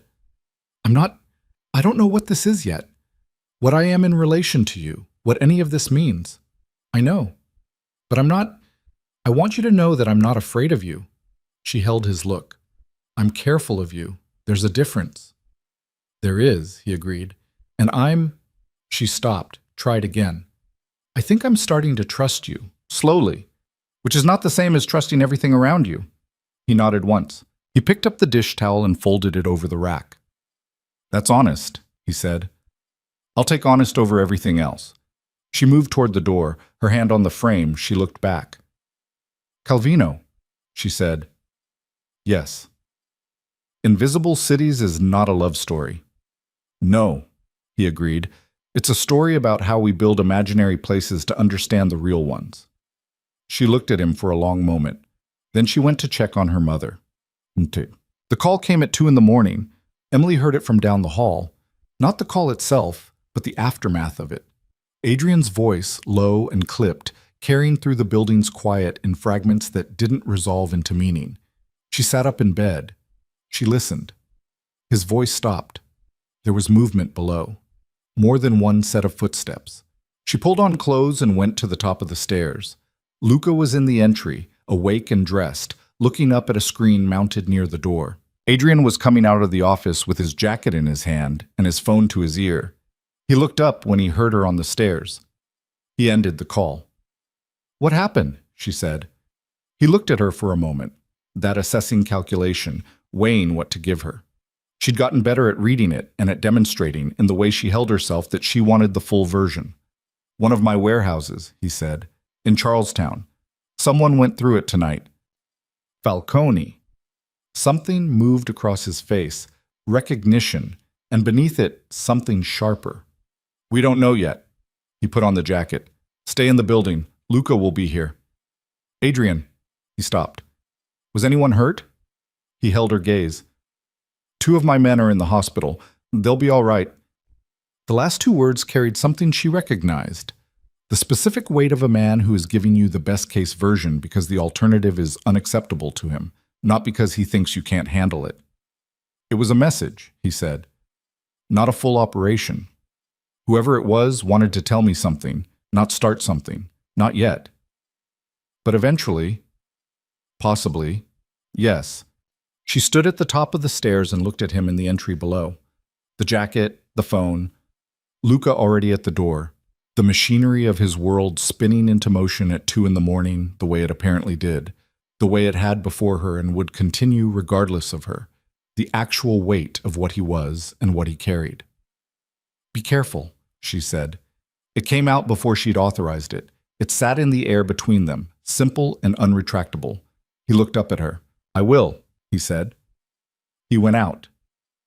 The door closed behind him, and the sound of it was the specific sound of a line being crossed. Or not crossed.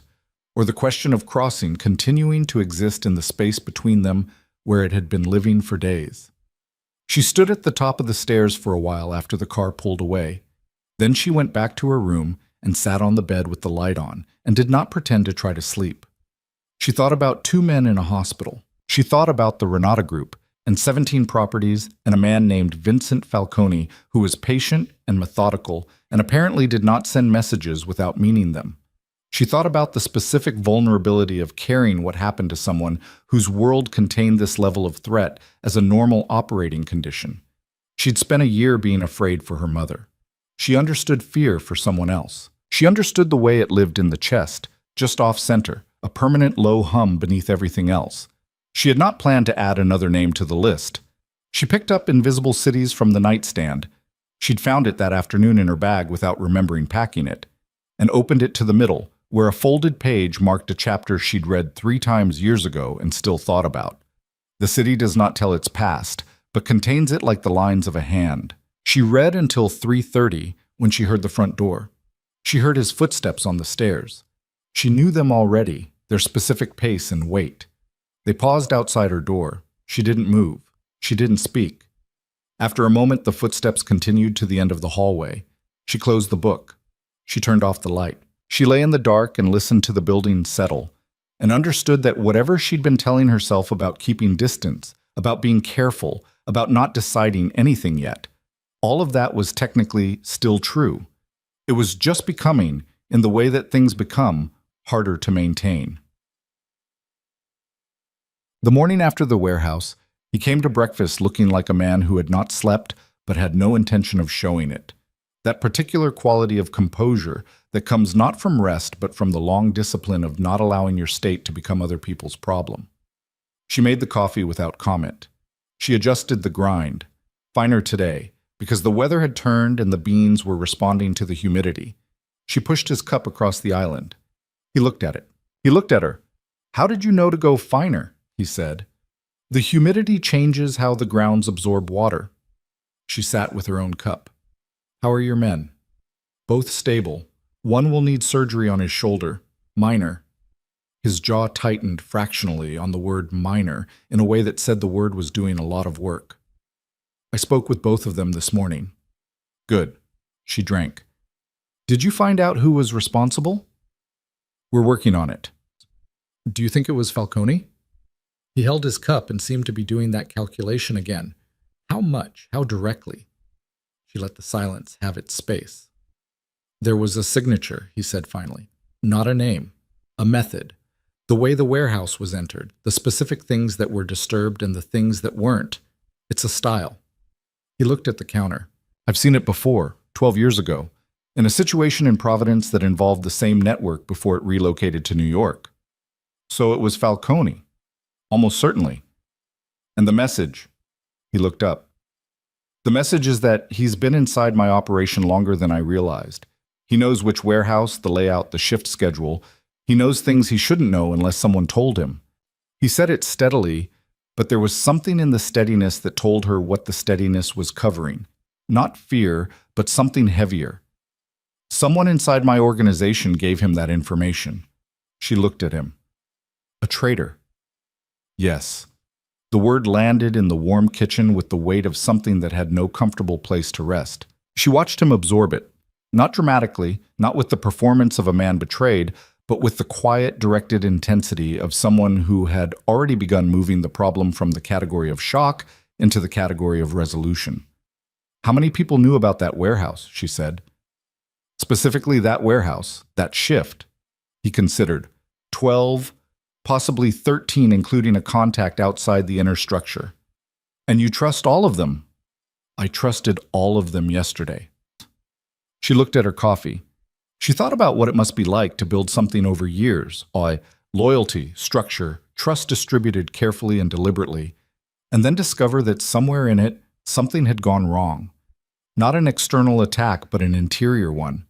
The difference between a wall breached from outside and a wall with a door already unlocked from within. I'm sorry, she said. He looked at her. The look lasted long enough to mean something. Thank you, he said. Not it's fine. Not it's handled. Not the deflection of someone who has decided that gratitude is a transaction they don't need. Just thank you. Received and acknowledged and set down. She understood then, in a way she hadn't fully before, that the particular armor of a man like Adrian Moretti was not impenetrable. It was just rarely offered a seam to work through. She had apparently found one. She drank her coffee. Outside the morning was gray and cold. The November kind of cold that doesn't offer apology, just presence. The city moved beyond the window, indifferent and continuous. I'm not going back to the apartment yet, she said. He looked at her. Not because I can't, she said, because I'm choosing not to. There's a difference. She held his gaze. I want to understand what's happening, with Falcone, with the organization, with all of it. I'm not asking to be involved. I'm asking to not be kept apart from it like something that needs protecting. You do need protecting, he said. That's a fact, not a dismissal. I know, and I'm willing to accept that, within reason. She set her cup down. But I'm not going to sit upstairs reading novels while things happen around me that affect my life and my safety, and she stopped.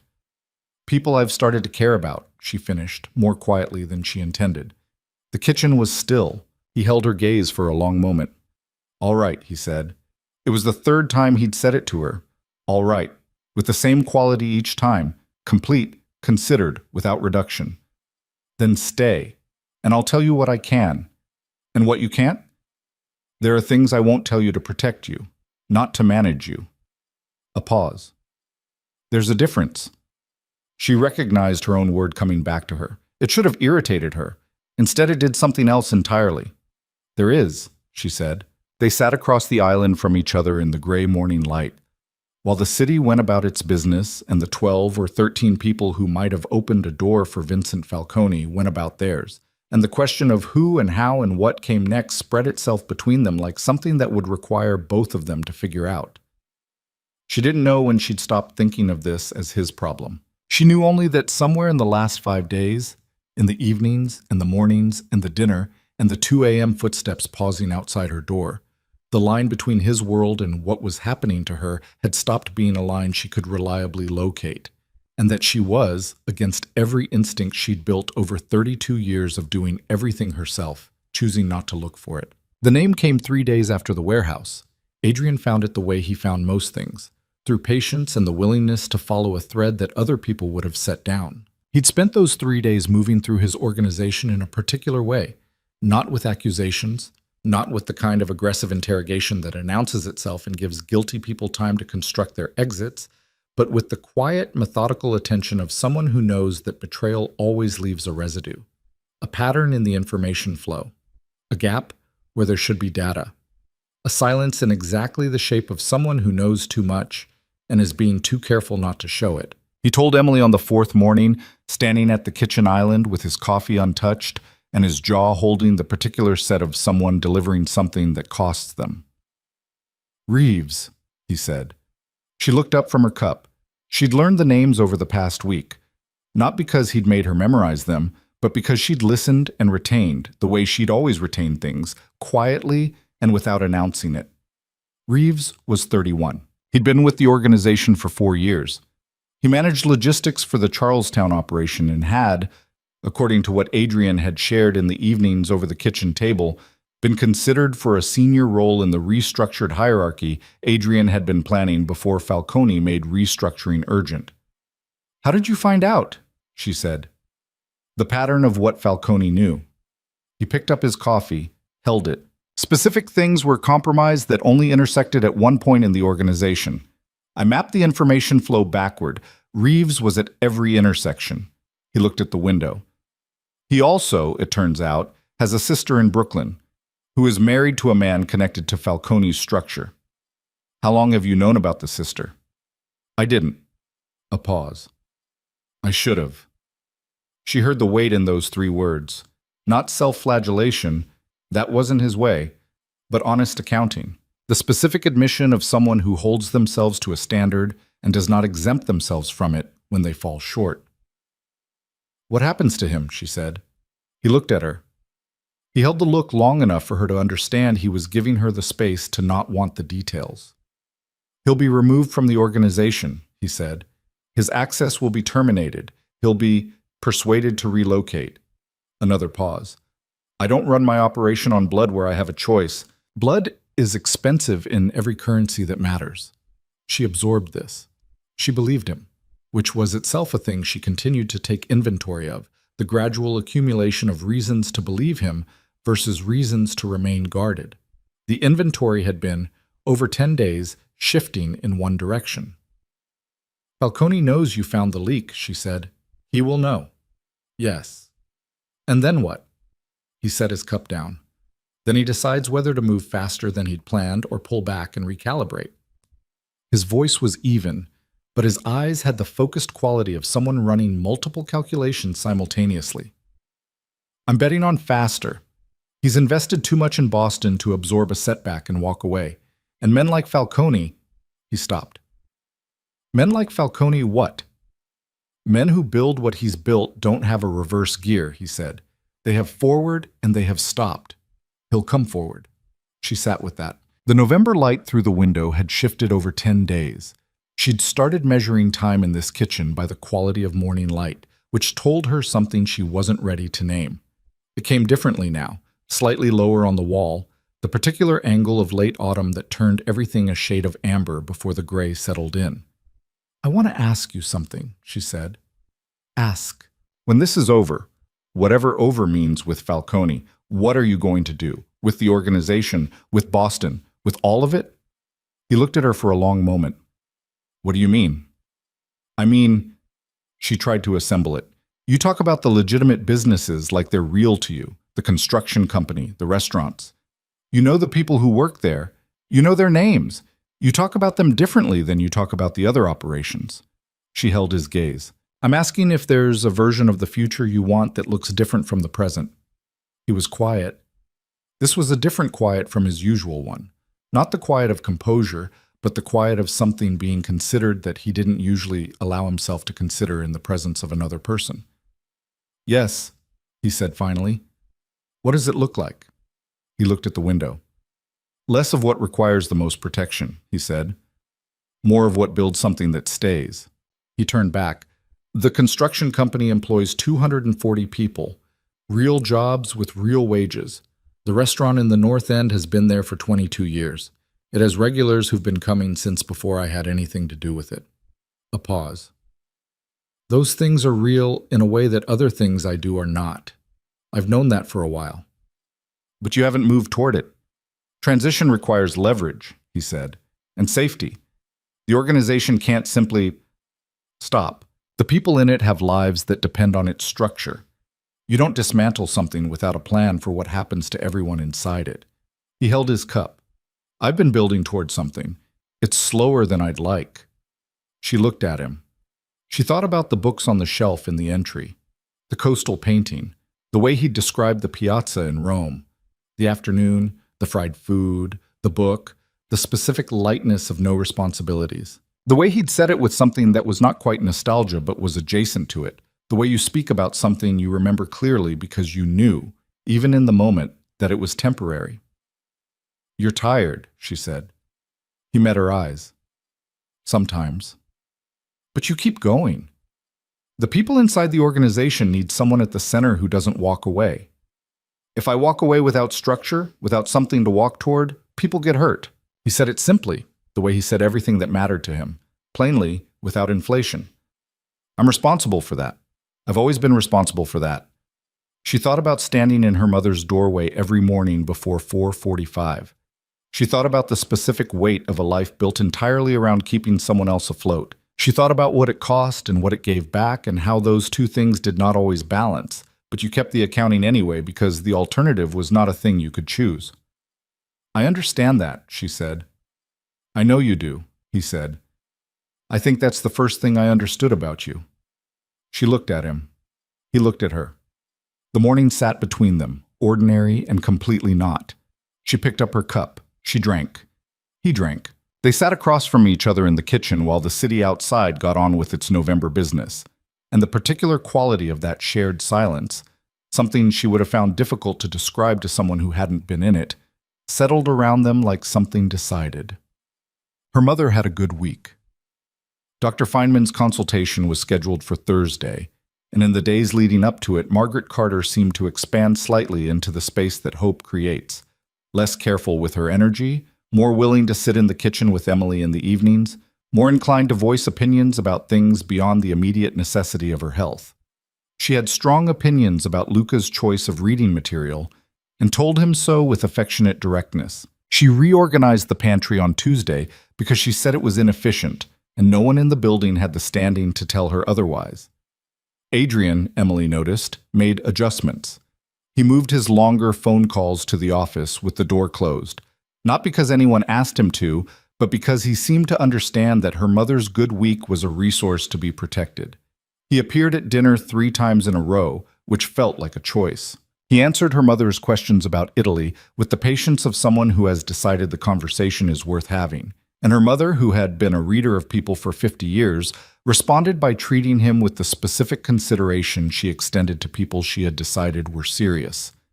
Emily watched all of it from a careful middle distance and understood that the careful middle distance was getting harder to maintain. Thursday, Doctor. Feynman was a tall man with a quiet manner and the particular directness of someone who has delivered enough difficult news to have stopped cushioning it beyond what decency requires. He sat with Margaret for 40 minutes. He reviewed the new blood work.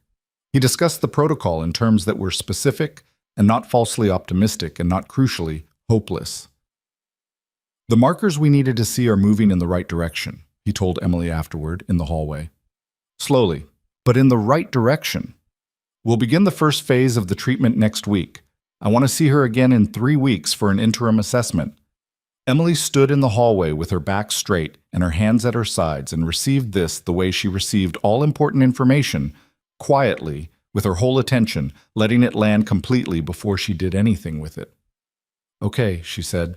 Thank you. He nodded and left. She stood in the hallway for a moment. Then she walked to the room at the end of the hall where her mother sat, went in, sat on the edge of the bed, and took her mother's hands in both of hers. Her mother looked at her face. Moving in the right direction, she said. Yes. Her mother closed her eyes for a moment. When she opened them, they were bright in the specific way of eyes that have decided, after a long time, to allow themselves something. "Good," she said. "That's good." Emily pressed her mother's hands between hers and held them. She did not cry. She sat there in the warm room with her mother's hands in her lap and breathed through it. The relief, the continued fear behind the relief, the specific texture of hope that has been earned through the long patience of not giving up. Later, she found Adrian in the office. She opened the door without knocking. He looked up. "Moving in the right direction," she said. He stood up. "But..." He crossed the room in 4 steps, and he put his arms around her, simply, completely, with the directness that was just how he was. And she let him. She stood in the circle of his arms with her face against his shoulder and felt, for the first time in longer than she could clearly remember, the particular relief of not having to hold the entire weight by herself. She didn't cry. She just breathed. He held her without speaking. No words that tried to match the moment. Just the steady warmth of his arms and the quiet of the room and the city beyond the window going about its oblivious continuity. After a while, she stepped back. She looked at him. He looked at her.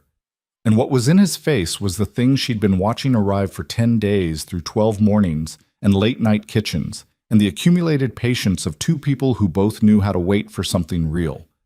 She didn't say anything. Neither did he. She went back down the hall to her mother.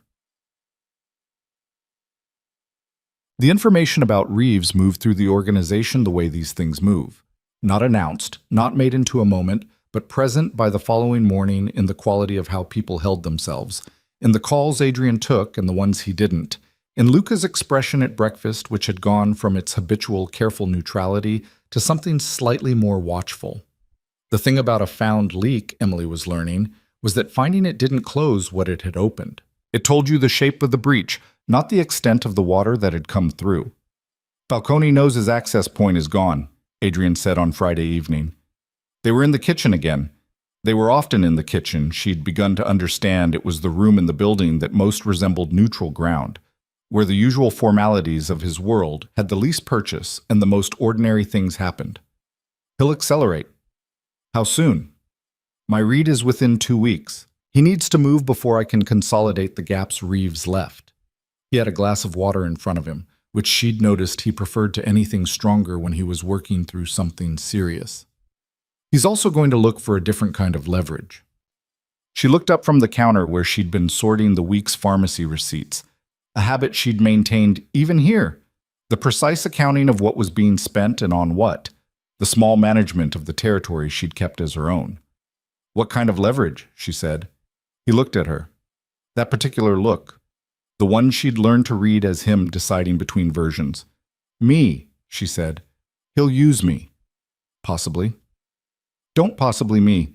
It's the obvious move. You intervene publicly for me. You have me in your residence. In whatever world he's operating in, that means something specific." He held her gaze. "Yes," he said. "It does." "What does it mean specifically in that world?" "It means you're someone I've decided matters to me." He said it with perfect directness, not as a disclosure, but as a strategic fact and a personal one simultaneously, both of which he seemed to have made peace with at the same time. "In this world, people who matter to me are points of pressure. Falcone is experienced enough to know that, and ruthless enough to use it." She set down the receipts. She turned to face him fully. "Then we should talk about what that means." "We should. For my safety, specifically. Not generally. Specifically, what does staying here mean? What does going back mean? What are the actual risks either way?" He nodded. He pulled out the chair across the island and sat. She sat on the other side. They faced each other across the clean surface of the kitchen island, like 2 people who had gotten comfortable with the distance and were now negotiating what to do about it. He laid it out plainly. If she returned to her apartment, she was in a building with a compromised door in a neighborhood he could protect but not control completely. She was also, at that address, easy to locate for anyone who might want to find her. If she stayed, she was within his security perimeter, which was substantial and reliable, but she was also explicitly associated with him in a way that made her a known quantity in the wrong directories. "Neither option is without risk," he said. "I want to be honest about that." "I know." The difference is the quality of the risk. Here, any threat to you would have to come through me first. In Dorchester, the threat could reach you before I could. He looked at the table. I would prefer you here. I want to be clear that my preference is not neutral. I'm not giving you objective advice. I want you close enough that I can... He stopped. That you can what? He looked up. That I can make sure you're all right, he said. That's not a complicated feeling, but it's a strong one. She held his gaze. The kitchen was very warm. Outside, the November dark had come early, the way it does in the second half of the month, and the window above the sink showed her their reflection again, both of them at the table, closer than the early days, the distance between them a different kind of distance from what it had been. I'll stay, she said. He nodded. But I have conditions. Tell me. I go back to work, she said. Not every day, not yet. I understand the security issue, but I need to work. Stavros has been patient, and I miss it, and I am not going to disappear into this building because the world outside it is complicated. She held his gaze. Work is mine. It's who I am. I'm not giving it up. We can put security on the block, he said, visible enough to deter, discreet enough not to alarm your customers. Good. Second condition. She steadied herself. My mother stays as long as the treatment is ongoing and the building on Dorchester has a compromised door. After that, we revisit. Agreed. Third. She looked at the table, then back at him. Whatever happens with Falcone, you tell me. Not everything. I understand there are things I don't need to know for everyone's sake, including mine. But the things that touch me, the things that create risk for me or my mother, I hear them from you, directly, before I hear them any other way. He was quiet for a moment. That's a significant ask in my world. I know. That's why I'm asking. He held her gaze for a long time. All right, he said. Those are your conditions. Those are my conditions. Then we have an arrangement. She almost smiled. We have an arrangement. The kitchen settled around them. He reached for his water glass. She picked up the pharmacy receipts and finished sorting them. The radiator ticked. Somewhere in the building, her mother could be heard asking Luca, at a significant volume, whether he'd seen her other reading glasses, and Luca's patient response confirming that yes, they were on the nightstand. They were always on the nightstand. Emily looked up at the sound. Something moved through her face that she didn't try to hide. The specific complex warmth of a full room, a found stability.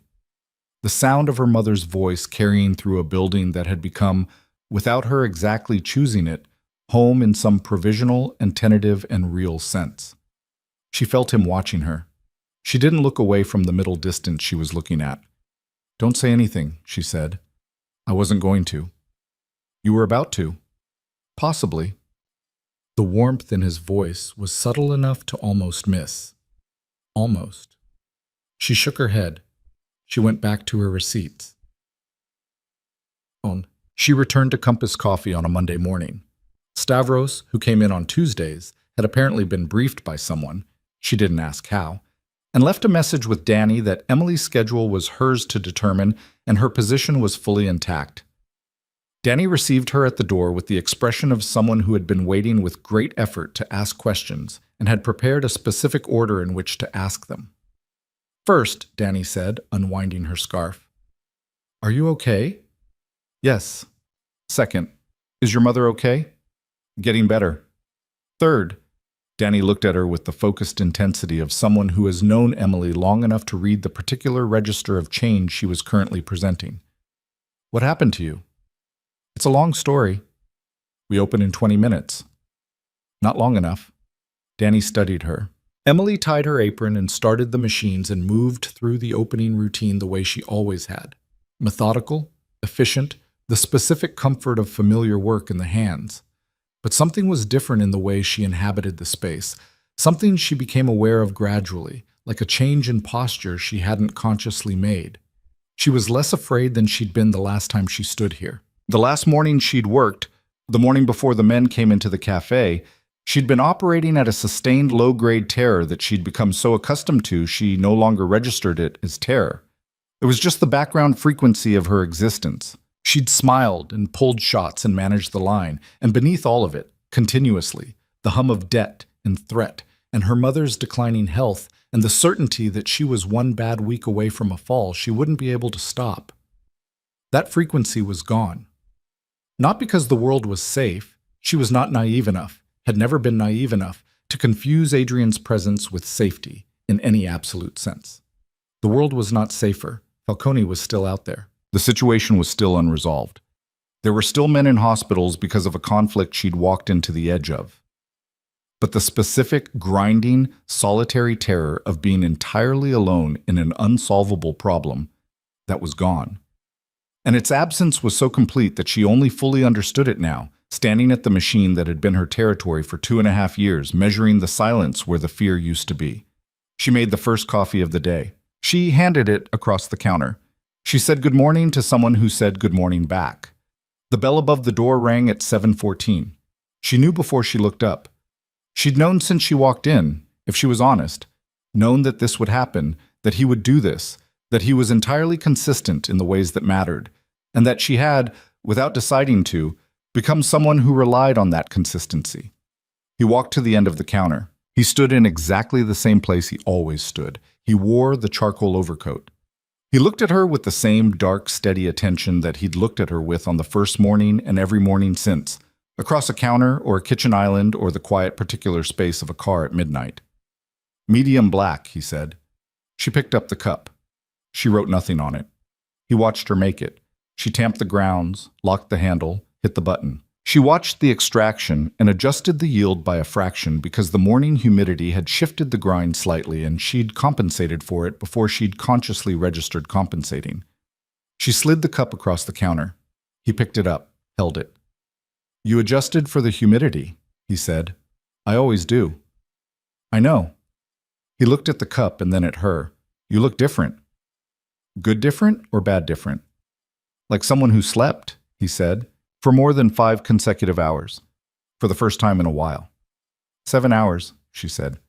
Don't make it into something. I'm not making it into anything.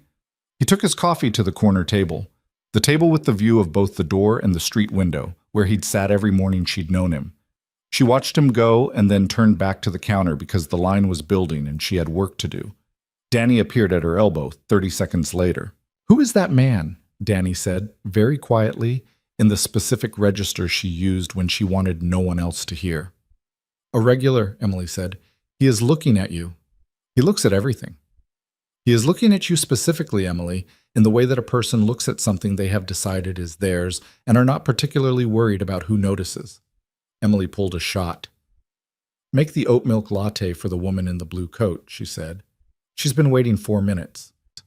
Danny made the latte without removing her gaze from Emily's profile for approximately half of its duration.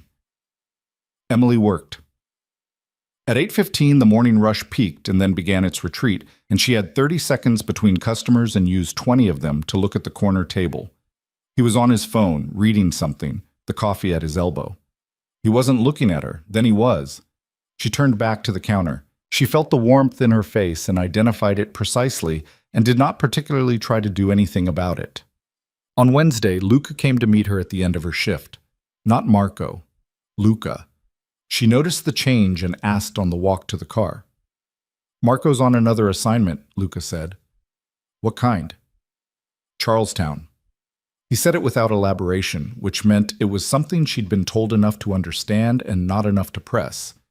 She pressed anyway. Is it Reeves? Luca glanced at her. Mr. Moretti handles the details of that personally. I know. I'm asking if it's connected to Reeves. A pause. It's connected to the warehouse situation, he said. That's as specific as I can be. She let it go. She rode back to Back Bay, watching the city shift from the South End's particular character into the quieter geometry of the next neighborhood over.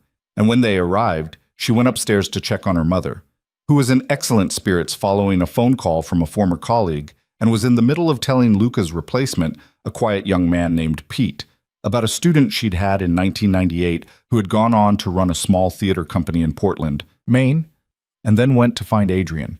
He was in the office. She knocked. He said, "Come in." She came in and stood in the room and looked at him with the particular look she'd developed for the moments when she knew something was happening that she hadn't been told.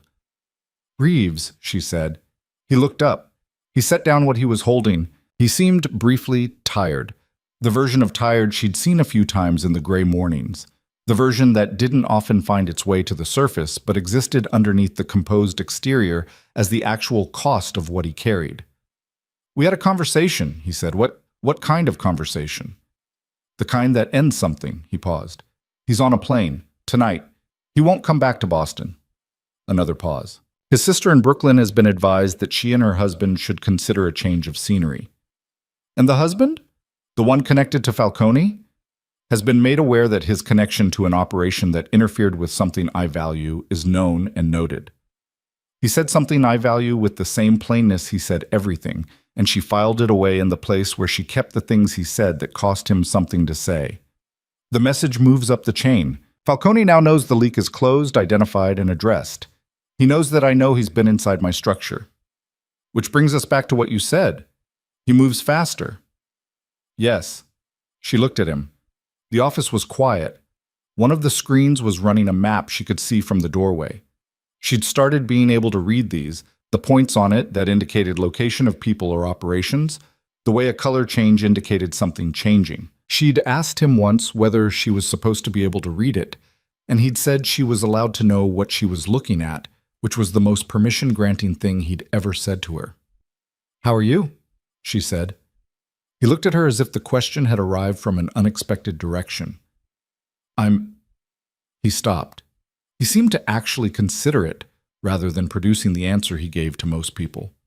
"Managing," he said finally. "There's a version of this situation I'd like to reach, and there's work between here and there. I've been through worse." "That's not what I asked." He looked at her. "I asked how you are," she said. "Not how the situation is." He was quiet for a moment. The map on the screen moved slightly. Some data refreshing, something updating in the city outside. He watched it and then looked back at her. "Tired," he said. "And," he paused again, "better than I was 2 weeks ago." "Better because of the situation?" "Partly." He held her gaze. "Partly other reasons." She stood in the doorway for another moment. Then she came fully into the room. She sat in the chair on the other side of the desk, the same chair as the first night, 3 weeks ago, when she'd sat across from him and asked him to explain what he was. She sat in it the way you sit in a chair that has become familiar. "Tell me what you need to do next," she said. "With Falcone. Not all of it. Just the next piece." He looked at her. Something settled in his face. Relief, maybe, or the version of it that a man like him allowed himself to show, which was just a small reduction in the weight he carried behind his eyes. "I need to find where he's operating from in Boston," he said. "The properties he's acquired are fronts. Somewhere in the city, he has a physical base of operation. People, vehicles, equipment. He can't run a displacement campaign from New York. He's here already. I need to find where." "Can you?" "I have 3 people working on it. 2 former contacts who track property usage in Charlestown and East Boston. 1 person in the logistics network who sees vehicle patterns." He leaned back in his chair. "It will take a few days." "And in those few days?" "In those few days, I keep the organization stable, keep my people informed without alarming them, and make sure that the things and people I care about are protected." He held her gaze. "Both of those last things," he said quietly. She understood that he meant her mother. She understood he also meant her. She understood that these were, in his particular economy of words, significant things to say, and she received them as such. "Okay," she said. "Then let's figure it out." He looked at her. That look she had assembled over 3 weeks of careful study, the look that contained things he hadn't learned yet how to say in the daylight. "You said let's," he said. "I know. You said let's," he said again. Not with surprise, but with the specific attention of a man holding a word up to the light. "I'm aware of what I said." She held his gaze. "Don't make me say it again." He didn't make her say it again. He pulled the second chair around to his side of the desk, which was an invitation she recognized as a significant one, and opened the map on the larger screen, and she came around and sat beside him in the warm light of the office, while the city moved outside and the distance between what they were and what they were becoming compressed itself quietly and without ceremony, into something neither of them yet had a clean name for, but both of them, unmistakably, recognized. It was 9 days after the warehouse when Luca knocked on her door at midnight. She'd been awake. She'd gotten better at sleeping, but not entirely at sleeping through the particular quality of late-night stillness that preceded important things. She opened the door before his second knock. His face told her everything before he spoke. "They found your mother," he said. The words arrived and her body processed them before her mind did. A physical event, a drop in the floor, a coldness moving from her chest outward. "What?" she said. The word came out flat. A contact of Falcone's made a call to Dr. Feynman's office this afternoon, requesting information about a patient named Margaret Carter. Feynman's receptionist, she didn't know. She confirmed the name was in the system. He said it quickly, the way you say something that has to be said. The contact used a cover story, medical records request from an insurance company. But Feynman flagged it. Dr. Rice flagged it when Feynman mentioned it to her this evening. She called Mr. Moretti 40 minutes ago. Luca held himself very still. "Your mother's name is confirmed. Falcone's people know she exists. They know her doctor, which means they know what she's dealing with and what it means to you." She stood in the doorway. She was in the specific state that comes after the floor drops. Not panic, not yet, but the crystalline, very still place that exists in the second before the next decision. Adrian came up the stairs. He took in her face in one look and came to her, and this time it was not a comfort she allowed or accepted. It was a thing she moved toward, one step, into the space he opened as he reached her. He put his hand on the back of her head. She pressed her face against his shoulder for 3 seconds. Exactly 3, she counted them. And then she stepped back. "She's safe right now," he said. "She's here. In this building, in this security perimeter. Tonight she is safe. But Falcone knows about her." "Yes. And he'll use her. He'll try." His voice was even and very cold, and under the cold was something she'd only glimpsed before. The specific, absolute fury of someone who has decided that a line has been crossed that does not allow for measured response. "He won't succeed." "How do you know?" "Because now I know what he's going to try," he said. "He's shown me the move. That means I know what to protect, and I know how to answer it." He looked at her with eyes that were completely steady and absolutely certain. "He made a mistake, Emily. He reached for the thing I would not let him reach." She looked at him. She looked at the thing behind his eyes, the determination, the cold fire of it, and beneath that something warder and more frightening than the fire, because it was personal in a way that the strategic wasn't. "What are you going to do?" she said. "I'm going to end it," he said. "Not in 2 weeks, not when I found his location, now." She held his gaze. "I need you to trust me," he said. "I do trust you." She said it without hesitation, and heard the truth of it as she said it, the full weight of a thing she'd been assembling for 3 weeks, arriving in 4 words with the finality of something that had been true for longer than she'd let herself know. "I trust you. What do you need from me?" He looked at her for a long moment. That look, for the last time in this form, the form of a look that contains the thing you haven't yet said because you haven't yet had to say it. "Stay with your mother tonight," he said. "Be with her. Don't let her be scared. In the morning, I'll have something." "Okay." "Lock nothing. My people are in this building." "Okay." "And Emily," she looked up, "what I said earlier, about the things I care about." He held her eyes. "I need you to know that's not conditional. It doesn't change with the situation. Whatever happens next, that doesn't change," she breathed. She held his gaze and let the words settle into her the way real things settle. Not the way you catch something thrown at you, but the way something lands that has been there for a while, and you finally stop pretending you haven't seen it. "I know," she said. "Go do what you need to do." He went. She went to her mother's room. She opened the door quietly. In the dark, her mother stirred. "Emily?" "I'm here," she said. She crossed the room and sat on the edge of the bed. "Go back to sleep, Mom." "What time is it?" "Late. Everything's all right." Her mother reached out in the dark and found her hand. "You're shaking." "A little. It's nothing." It's not nothing. Her mother held her hand with the grip that was lighter than it used to be and still the steadiest thing in Emily's life. Tell me. In the morning, Emily said. Right now, just hold my hand. Her mother held her hand. Outside the city breathed in the dark, and somewhere in it Adrian Moretti was moving towards something that would end one way or another by morning. She could feel it, the pivot of the story they were all inside. The place where the long suspension resolves into something, the wait before the fall. She sat in the dark with her mother's hand in hers and thought, whatever comes next, I am not afraid. She was not sure when that had become true. She was sure, sitting in the dark, that it was. She did not sleep. She sat in the chair by her mother's window and held her mother's hand until Margaret drifted back under, and then she sat alone in the dark with her mother's breathing as the only fixed point in the room, and she watched the window. The city was out there, doing what cities do at 3 in the morning, its reduced and particular version of itself, the lights that stay on, and the streets that never fully empty, and somewhere in all of it, a man moving through the dark towards something she could not see and could only wait for. She had always been bad at waiting.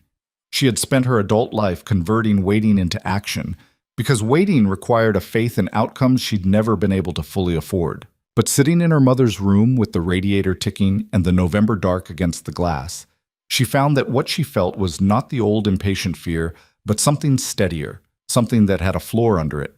She thought about what he'd said. Whatever happens next, that doesn't change. She thought about the way he'd said it, not as reassurance, not as the kind of thing people say in charged moments to make them easier. He'd said it the way he said everything that was true, flatly, directly, with no decoration because the decoration would have been an insult to what he meant. She believed him. That was the thing she kept arriving at, turning over in the dark. She believed him. Not because she was naive. She had not been naive since she was approximately 19, and even then only briefly. Not because she had run out of reasons to be careful, but because she had watched him for 5 weeks across counters and kitchen islands and the particular honesty of late-night conversations. And she had found, consistently, a man who was exactly what he presented himself as. No more, no less. A man who had built something complicated and knew it was complicated and was trying, in the long, patient way of someone who understands that real change is never sudden, to build towards something else. She had known people who told her what she wanted to hear. Adrian Moretti told her what was true. Even when it was hard, even when the truth was, there is a man coming for us, and he has reached for the thing I will not let him reach. Even then, he told her the truth. She sat with that until the window began to change. Chopped. The light came slowly, the way December light comes, grudging, horizontal, turning the bare oak branches outside into something briefly and austerely beautiful before the gray settled in. Her mother stirred at 6:30, looked at Emily in the chair, and did not say anything about the fact that Emily had clearly been there all night. "Is there coffee?" her mother said. "There will be." She made it in the kitchen alone. The building was quieter than usual. No Luca in the hallway, no Pete by the entry. Whatever Adrian had moved last night had moved his people with it, and the building held a watchful stillness that was not emptiness but its opposite, a density of attention, the specific quiet of somewhere being carefully guarded from the outside. She was on her second cup when her phone lit up. A message from a number that wasn't saved but that she recognized immediately. 7 words. It's handled. "Everyone is safe. I'll be back by 8. She read it twice. She set the phone on the counter. She picked up her coffee.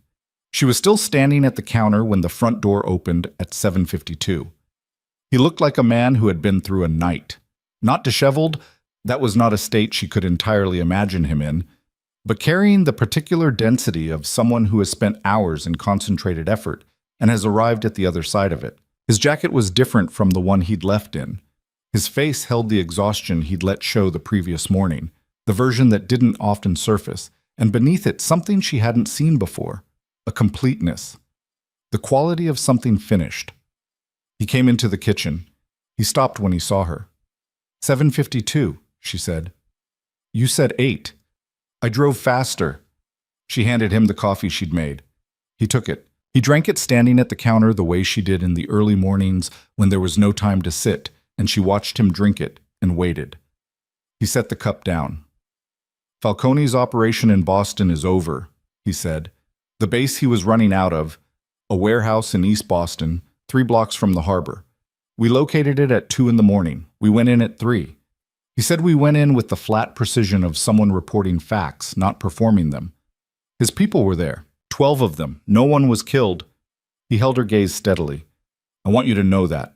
No one was killed. His people were disarmed and removed from the premises. His vehicles, his equipment, his operational infrastructure, gone. And Falcone? Wasn't there. He runs his operations remotely, but he paused. By 4 this morning, he had received a communication from me. Direct. A private number he did not know I had. The ghost of something moved through his expression that was not exactly satisfaction, but was adjacent to it. The communication was specific about what had happened to his Boston operation, specific about what I know about his New York structure, and specific about what the consequences of future interest in Boston would be. And he responded.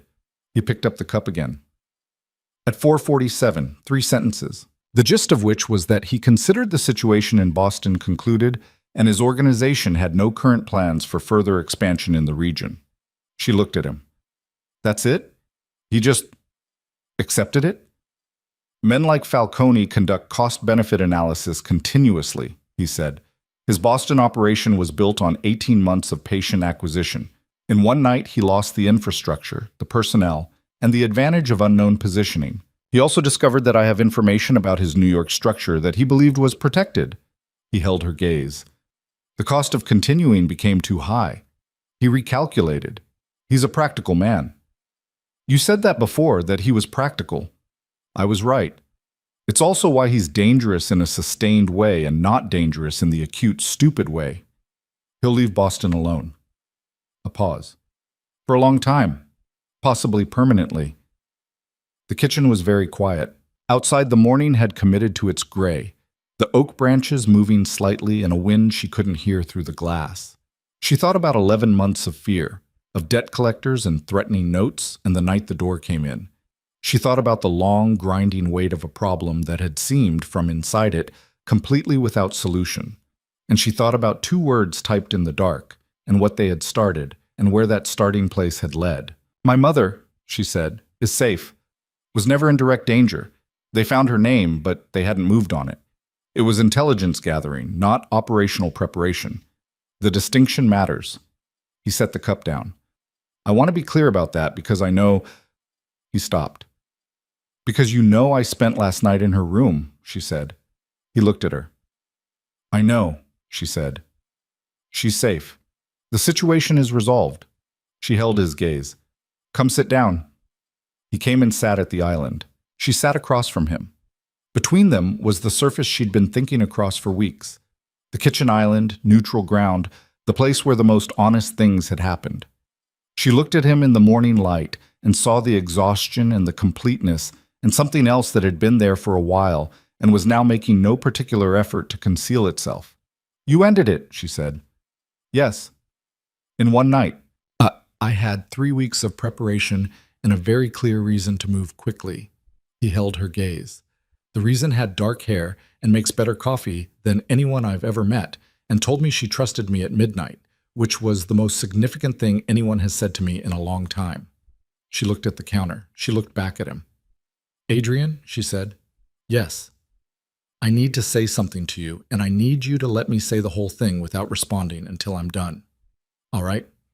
She steadied herself.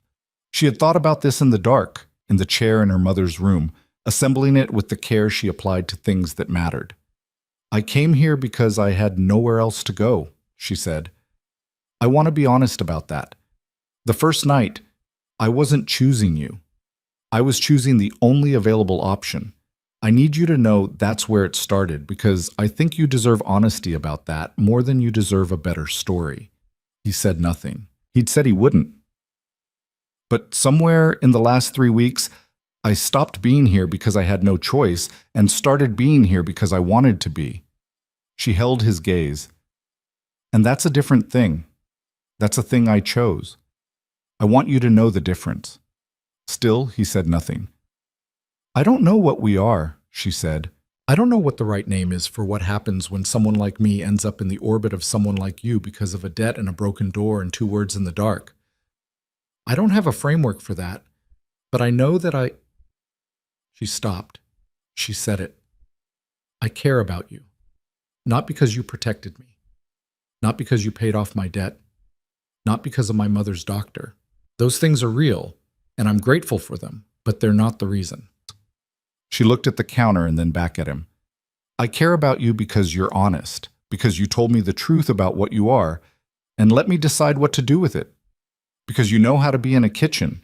Because you drive too fast and read Calvino and knew how to hold someone without making them feel like they needed to explain why they needed to be held. She paused. And because every morning when that alarm goes off, you're the thing I think about second, right after my mother, that's a significant position in my mornings. I want you to understand how significant that position is. She finished. She looked at him and waited. He looked at her for a long moment, the longest version of the look, the one that took in everything and organized it and held it with the care of someone who understands that some things, once received, change the shape of how you move through the world. Second, he said, after your mother. Don't push it. I'm not pushing it. That thing moved through his expression, the fractional warmth that lived near a smile. Second after your mother is the most honest ranking I've ever been given. I'll take it. She shook her head. He reached across the kitchen island and put his hand over hers, and she turned her hand over and held it, and they sat across from each other in the morning light, while the city outside rearranged itself into a December day that had no interest in the particularities of what was happening in this kitchen, and yet somehow accommodated them entirely. I need to know something, she said, and I need the honest version. Always. What does this look like? Going forward? The organization, Falcone resolved. All of it. What does your life look like from here? He was quiet for a moment. She felt his thumb move once across the back of her hand, an unconscious thing, the kind of movement that happens below the level of deliberate presentation. I talked to my lawyer last week, he said. The transition I mentioned, the move toward the legitimate side of the structure. I've been planning it for 2 years. I told him to accelerate the timeline. She looked at him. Because of Falcone? Because of several things. He held her gaze. The construction company and the restaurant and the logistics operation between them can sustain the people in the organization who want to stay and work legitimately. The others all transition out with enough financial structure that they can build something else. It takes time. It takes very careful management, but it's possible, and I've known it was possible, and I've been waiting for the right configuration of reasons. And you have the right configuration now. He looked at her. I have a very compelling reason to want a different kind of life than the one I've been living, he said. Yes. She held his hand and looked at the window and thought about the last 11 months. The debt and the fear and the grinding weight of impossible problems. Her mother's illness and the medications lined up on the nightstand and the alarm at 4:45 and half a banana and coffee reheated from yesterday. All of it had been real. All of it had been hers. She had not been rescued from it. She had moved through it with her own hands and her own stubbornness and one desperate message in the dark that she'd had the terrifying good sense to send. And now she was here, in this kitchen, holding the hand of a man who had told her the truth about everything, including the difficult things, and who was sitting across from her at a kitchen island telling her he wanted a different life and had a reason to move toward it. Okay, she said. Okay, he said. But I have conditions. His mouth did the thing near a smile. You always have conditions. The conditions are the point. The conditions are how I make sure this is a choice and not a drift. She held his gaze. First condition, we move slowly. I don't do anything fast except make coffee. Whatever this is, it earns itself by being real, and I'm not going to hurry it into something it's not ready to be. Agreed. Second condition, I work. I always work. The cafe is mine, and my career is mine. And if the cafe stops being what I want it to be, the next thing I build is also mine. I'm not a kept thing. I know that, he said. I have never wanted you to be anything other than exactly what you are. She looked at him. I know, she said quietly. That's one of the reasons we're having this conversation. Third condition, he said before she could. She raised her eyebrows. My third condition, he said. If you're going to be in my life, actually in it, not adjacent to it, then we're honest with each other about the hard things. When I'm managing something and it affects you, you hear it from me. When you're afraid or overwhelmed or angry, you tell me instead of managing it alone. The alone management stops. She felt something move through her chest. That's not a condition, she said. That's what I've been trying to learn how to do for 3 weeks. I know. I'm making it a condition so we both hold each other to it. She looked at their hands on the counter. She looked at him. She thought about the specific stubbornness it had taken to survive the last year, and the specific cost of that stubbornness, and what it might feel like to put some of that weight down without losing the part of herself that had carried it. Deal, she said. He turned her hand over in both of his. Deal, he said. She told her mother that morning, not all of it. Some of it was still too new to be organized into words, and her mother was not someone who needed all the details to understand the essential thing. Emily sat on the edge of the bed and said, I think I'm in love with him, and I think I've known it for a while, and I think we're going to try to figure out what that means. And her mother, who had been watching this arrive for 3 weeks with the patient attention of a woman who had spent her life reading what children didn't say, simply nodded and picked up her tea. What kind of future does he want? Her mother asked. A different one than the one he has. He's working toward it. Working or intending? Working. Emily held her mother's gaze. He's specific about it. I checked. Her mother drank her tea. You like specific. I like honest. Specific is a byproduct. He's honest. Relentlessly. Her mother considered this. Outside the window, the December morning had settled into itself, gray and quiet. The kind of day that is neither warm nor cold, but simply present. I've watched him with you, her mother said, for 3 weeks in this building, the way he is in a room when you're in it. She set down her tea. There's a particular quality of attention that some people have. Not all people. Some. Your grandmother had it. I had it once for your father before we became something else. She looked at Emily. It means this person has decided you are real to them. Not an idea of you, the actual you, with all the difficult parts. She reached out and touched Emily's face briefly, the way she'd done when Emily was small and something was hard. Don't be afraid of that. I'm not afraid of it, Emily said. I'm careful of it.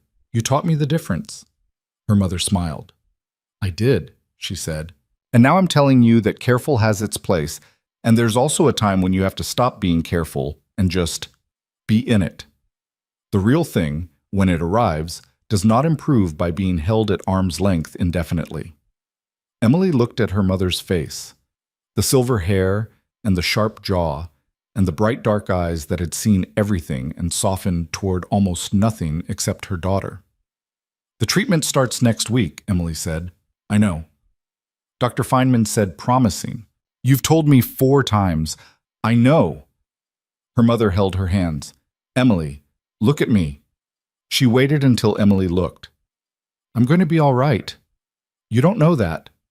No, but I'm moving in the right direction, which is what promising means, and I intend to continue moving in it because I have opinions about Luca's reading material that I haven't finished expressing, and I want to see what you build.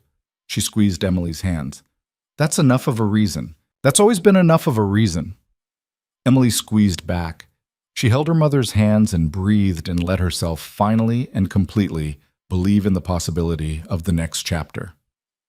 3 weeks later, Margaret Carter began the first phase of her treatment at Massachusetts General. Dr. Feynman was exactly what Dr. Rice had represented him as, precise, direct, and genuinely invested in his patients, in the way that distinguished someone who chose their work from someone who had simply arrived at it. He walked Emily through each step of the protocol with the patience of someone who understood that the person standing across from him was not looking for reassurance but for information, and he gave her information. The first infusion took 4 hours. Emily sat beside her mother for all of them, in a chair she'd pulled close enough to the bed to hold her mother's hand if her mother wanted it, and to be present if she didn't. Margaret mostly read her mystery novel. She asked the attending nurse about the nurse's weekend with the same interested specificity she'd brought to every person she'd met in this building for 30 years, and the nurse, caught off guard by the quality of that attention, told her more than she'd probably intended. Adrian came at the 2-hour mark and sat in the second chair Emily had placed when she heard the door, without turning around. He didn't speak. He sat beside her and they watched Margaret read, and the machine do its quiet work, and the afternoon light move across the floor of the treatment room in its slow and indifferent arc. At the 4-hour mark, the nurse came to conclude the session. Margaret looked better than she had going in, or Emily knew this was probably not medically accurate on the first day, that it was her own need making the observation.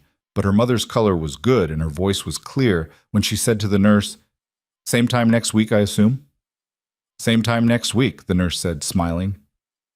In the hallway after, Adrian's hand found Emily's without either of them making a decision about it. They walked to the elevator and stood waiting, and she felt the solid warmth of his hand around hers, and the specific quality of a moment when the world has been very frightening for a very long time and has paused, briefly, to be something else. "She's going to be all right," he said. "You can't know that." "No." He pressed the button. "But I believe it." She looked at him. "Since when do you operate on belief?" "Since I met someone who reminded me that certain things are worth believing in." He said it without drama, without performance, which was the only way he ever said anything that mattered. It turns out belief and evidence are not mutually exclusive when the evidence is strong enough. The elevator came. They got in. She leaned against him in the small moving space, and his arm came around her, and she let herself be held without counting the seconds. December moved through the city the way December does, with lights and cold and the particular compressed energy of a season that has too many expectations and too little daylight. Emily went back to work full-time the week after her mother's first treatment. The security on Compass Coffee's block reduced to something she wouldn't have noticed if she hadn't known to look. A car that was sometimes there, a man who sometimes had coffee at the window table with a view of the street. She didn't ask Adrian to remove it entirely, and he didn't offer to, which was one of the small, quiet negotiations they'd gotten good at in the weeks since the night of the warehouse. Danny figured out something was different by the third day back. "You're different," she said at the end of a Tuesday shift. "I told you. It's a long story." "The man who comes in every morning at 7:15. Emily wiped down the counter. "What about him?" "He looks at you like—" Danny paused, searching. "Like someone who has been given something they didn't expect and is taking very good care of it." Emily kept wiping the counter. "Finish your side work." "I'm just saying." "I know what you're saying." "Is it serious?" Emily set down the cloth. She thought about a kitchen island and a December morning and a man who said deal with the same weight other people put into promises. She thought about conditions negotiated honestly, about the difference between being careful and being in it, about what her mother had said about the actual you with all the difficult parts. "Yes," she said. "It's serious." Danny's face did something expansive and satisfied. "Okay," she said.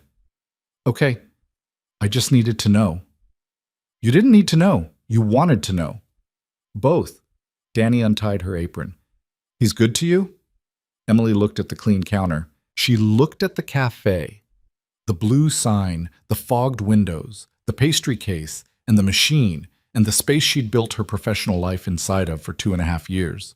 The space that had been her most constant thing and still was, just differently now, within a larger constellation of constants. "Yes," she said. "He's good to me." The conversation about the organization happened in January, on a Sunday, in the kitchen that had by then become the room where the real things happened. Adrian had spent 2 months in the methodical work of restructuring. She knew this in the way she knew all the operational things now, not completely but enough, the outline of it clear even when the details were closed to her. He'd brought in a lawyer from New York, a woman named Castillo, who had the specific manner of someone who had spent a career building legitimate structures out of complicated origins and had developed, in the process, a kind of specialized genius for it. He'd had conversations with the people in the organization one by one, the conversations that determined who wanted to stay and build something legal and who needed to be moved out with the financial support to find something else. He'd done it slowly and without announcement, the way you do things when the stakes of doing them wrong are high. He told her the specific shape of it on the Sunday because she'd asked, and because they'd made a condition of honesty, and because she was in it now, and being in it meant knowing the things that were real. The construction company is fully legitimate, he said. Has been for 4 years. The restaurants operate completely above board. The logistics company is the most complex. There are contracted elements that need to be extricated carefully. He held his coffee. Castillo estimates 18 months to complete the full transition. The organization, in its current form, will stop existing in approximately that time frame. Emily looked at him. And the people who don't want to build something legitimate? 14 people have chosen to move on. I've given each of them enough to start somewhere else cleanly. He said it steadily. I owe them that. They built what I built alongside me. The fact that I'm choosing a different direction doesn't eliminate that debt. No, she said. It doesn't. He held her gaze. I wanted to tell you the whole shape of it, he said. Not just the pieces, the whole thing. Thank you, she said, for telling me. I told you I would. I know, I'm still thanking you. She held her cup. 18 months. Give or take. What does it look like at the end of 18 months? He looked at the window. The January light was thin and clean, the winter version that cuts rather than warms but shows you things clearly. A construction company that builds things people actually need. The restaurant group. I want to expand it. The North End place has been stable for 22 years. There's an opportunity in the South End. He paused. I've been thinking about a foundation, something structured around the neighborhoods we operated in. Job training, legal resources for people who got into trouble the way some of my people got into trouble. Young. He said the last word with a weight that she understood was personal. She looked at him. A foundation. A small one to start. I know the landscape. I know who needs what in those neighborhoods because I've been there for 15 years. He looked at the table. I'd like to do something with that knowledge that isn't what I've been doing with it. She held her coffee and looked at this man, this specific, complicated, honest, careful man, and felt the full weight of what she'd allowed herself to believe in. I want to be involved, she said, in the foundation, when it's ready. I know those neighborhoods too. I know what's missing because I grew up without it. He looked at her. You're sure? I'm sure. It's the kind of thing I've thought about doing something toward for years without knowing what the something was. She held his gaze. I'm not asking to be given a role. I'm saying I want to build something with you. That's different. Yes, he said. It is. So. He set his cup down and looked at her with the directness she had grown over 4 months, from something that unsettled her into something she reached for. We build it together. Together, she said. She reached across the island and he took her hand the way he'd taken it in the hospital corridor. Simply, without ceremony, the way you hold something real. The last morning of January, Emily woke at 4:45. She lay still for 30 seconds the way she always had, feeling the shape of the day before it started. Then she got up. She went to the kitchen. She ground the coffee to the right coarseness for the morning's humidity, heated the water to 2 degrees below where cheaper places would have left it, made 2 cups. She heard his footsteps on the stairs before she'd finished. He came in still half in sleep, which was a version of him she'd been collecting. These small, unguarded moments that arrived in the early mornings before the day had fully assembled itself. He sat at the island. She slid his cup across to him. He held it with both hands and didn't say anything for a moment. And she stood on the other side with her own cup, and they looked at each other in the winter-dark kitchen while the radiator ticked and the city waited outside and the day had not yet made any demands. Your mother's appointment is at 2, he said. I know. Dr. Feynman wanted to discuss the interim markers. I know. He called me yesterday. She held her cup. The markers are good. Better than the last assessment. He looked at her. Better. His word was significantly. She held his gaze. He said significantly better. Adrian set down his cup. He looked at the counter for a moment and she saw it move through him. Relief, the specific kind that has been held compressed for a long time and needs a moment to find its shape. Good, he said. It came out slightly unsteady, which was the most unsteady she'd heard him. Yeah, she said. Good. She came around the island. She stood in front of him and put both hands on either side of his face the way she'd been wanting to and hadn't let herself, and she looked at him. This specific man, with his dark, serious eyes and his thousand-word silences and his coffee drunk at 4:45 in the morning in the winter dark. And she kissed him. It was a real kiss, the kind that doesn't announce itself with performance, but arrives with the weight of everything that precedes it. 4 months of mornings and kitchen islands and late-night conversations and the slow, careful, deliberate building of something real between two people who both understood what it cost to trust another person and did it anyway. He kissed her back with the same quality he brought to everything that mattered to him, complete and honest and without holding anything back. When they separated, she kept her hands on either side of his face and looked at him. "Second," he said quietly, "after your mother. Don't push it." "I'm not pushing anything." That thing moved through his face. The full version this time, not fractional. He was smiling. She had not seen him actually smile before, and she registered it now, the way you register a thing that changes the face of something familiar into something new, something you realize you've been waiting for without knowing. "I'm just noting my position." "Your position is noted," she said. She stepped back. She went back to her side of the island. She picked up her coffee. "We should be there by 1:30, she said. "Traffic on the expressway." "I'll drive." "You always drive too fast." "I've never been late," he said. "That's not the same thing." He held his cup. He looked at her with his settled, dark attention. The same look from every morning for 4 months, across every version of the distance between them, arrived now at this. Two people in a kitchen in the early dark, drinking coffee they'd made together, in the particular and sustaining warmth of something that had been built carefully enough to last. "No," he said. "It's not, but it's the outcome that matters." She looked at him. She thought about 11 months ago, standing in the cold of a Dorchester kitchen at 4:45 with half a banana and yesterday's coffee and the weight of a world she was carrying entirely alone. She thought about 2 words typed in the dark. She thought about all the ways that one choice, the terrifying, dignity-stripping, absolutely necessary choice to ask for help, had moved through everything that followed like a current, reshaping the landscape by degrees until she was standing here, in this kitchen, in this life. In this morning. She thought about what she'd told her mother in the chair by the window. "I'm not afraid of it." She wasn't. She was in it, fully, with both hands, with the same stubbornness she'd brought to everything that mattered. Not dissolved into it, not lost in it, but present in it the way a person who knows their own weight can be present in something large without being consumed. "Second," she said very quietly. He looked at her. "Right now," she said, "in this particular moment, you might be first." He looked at her for a long time. "Don't tell your mother," he said. She laughed. A real one, surprised out of her, the kind that begins before you can decide about it. She pressed her hand over her mouth and he watched her laugh with the expression of someone receiving something they didn't know they needed. "Drink your coffee," she said when she could. "We have to leave by 1:15, 1 o'clock, 1:10. Adrian, 1:05, and that's my final offer."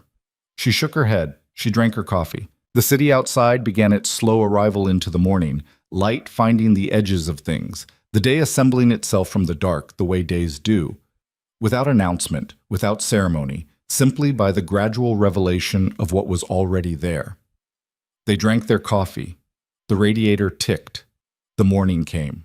And in the particular warmth of that kitchen, in the particular city of Boston, in the particular winter of 2 people who had chosen each other out of the complicated materials of survival and honesty and the slow, serious, irreversible business of becoming known, something that had started with a debt and a broken door, and 2 words in the dark had arrived, without fanfare, at the only place it was ever actually going.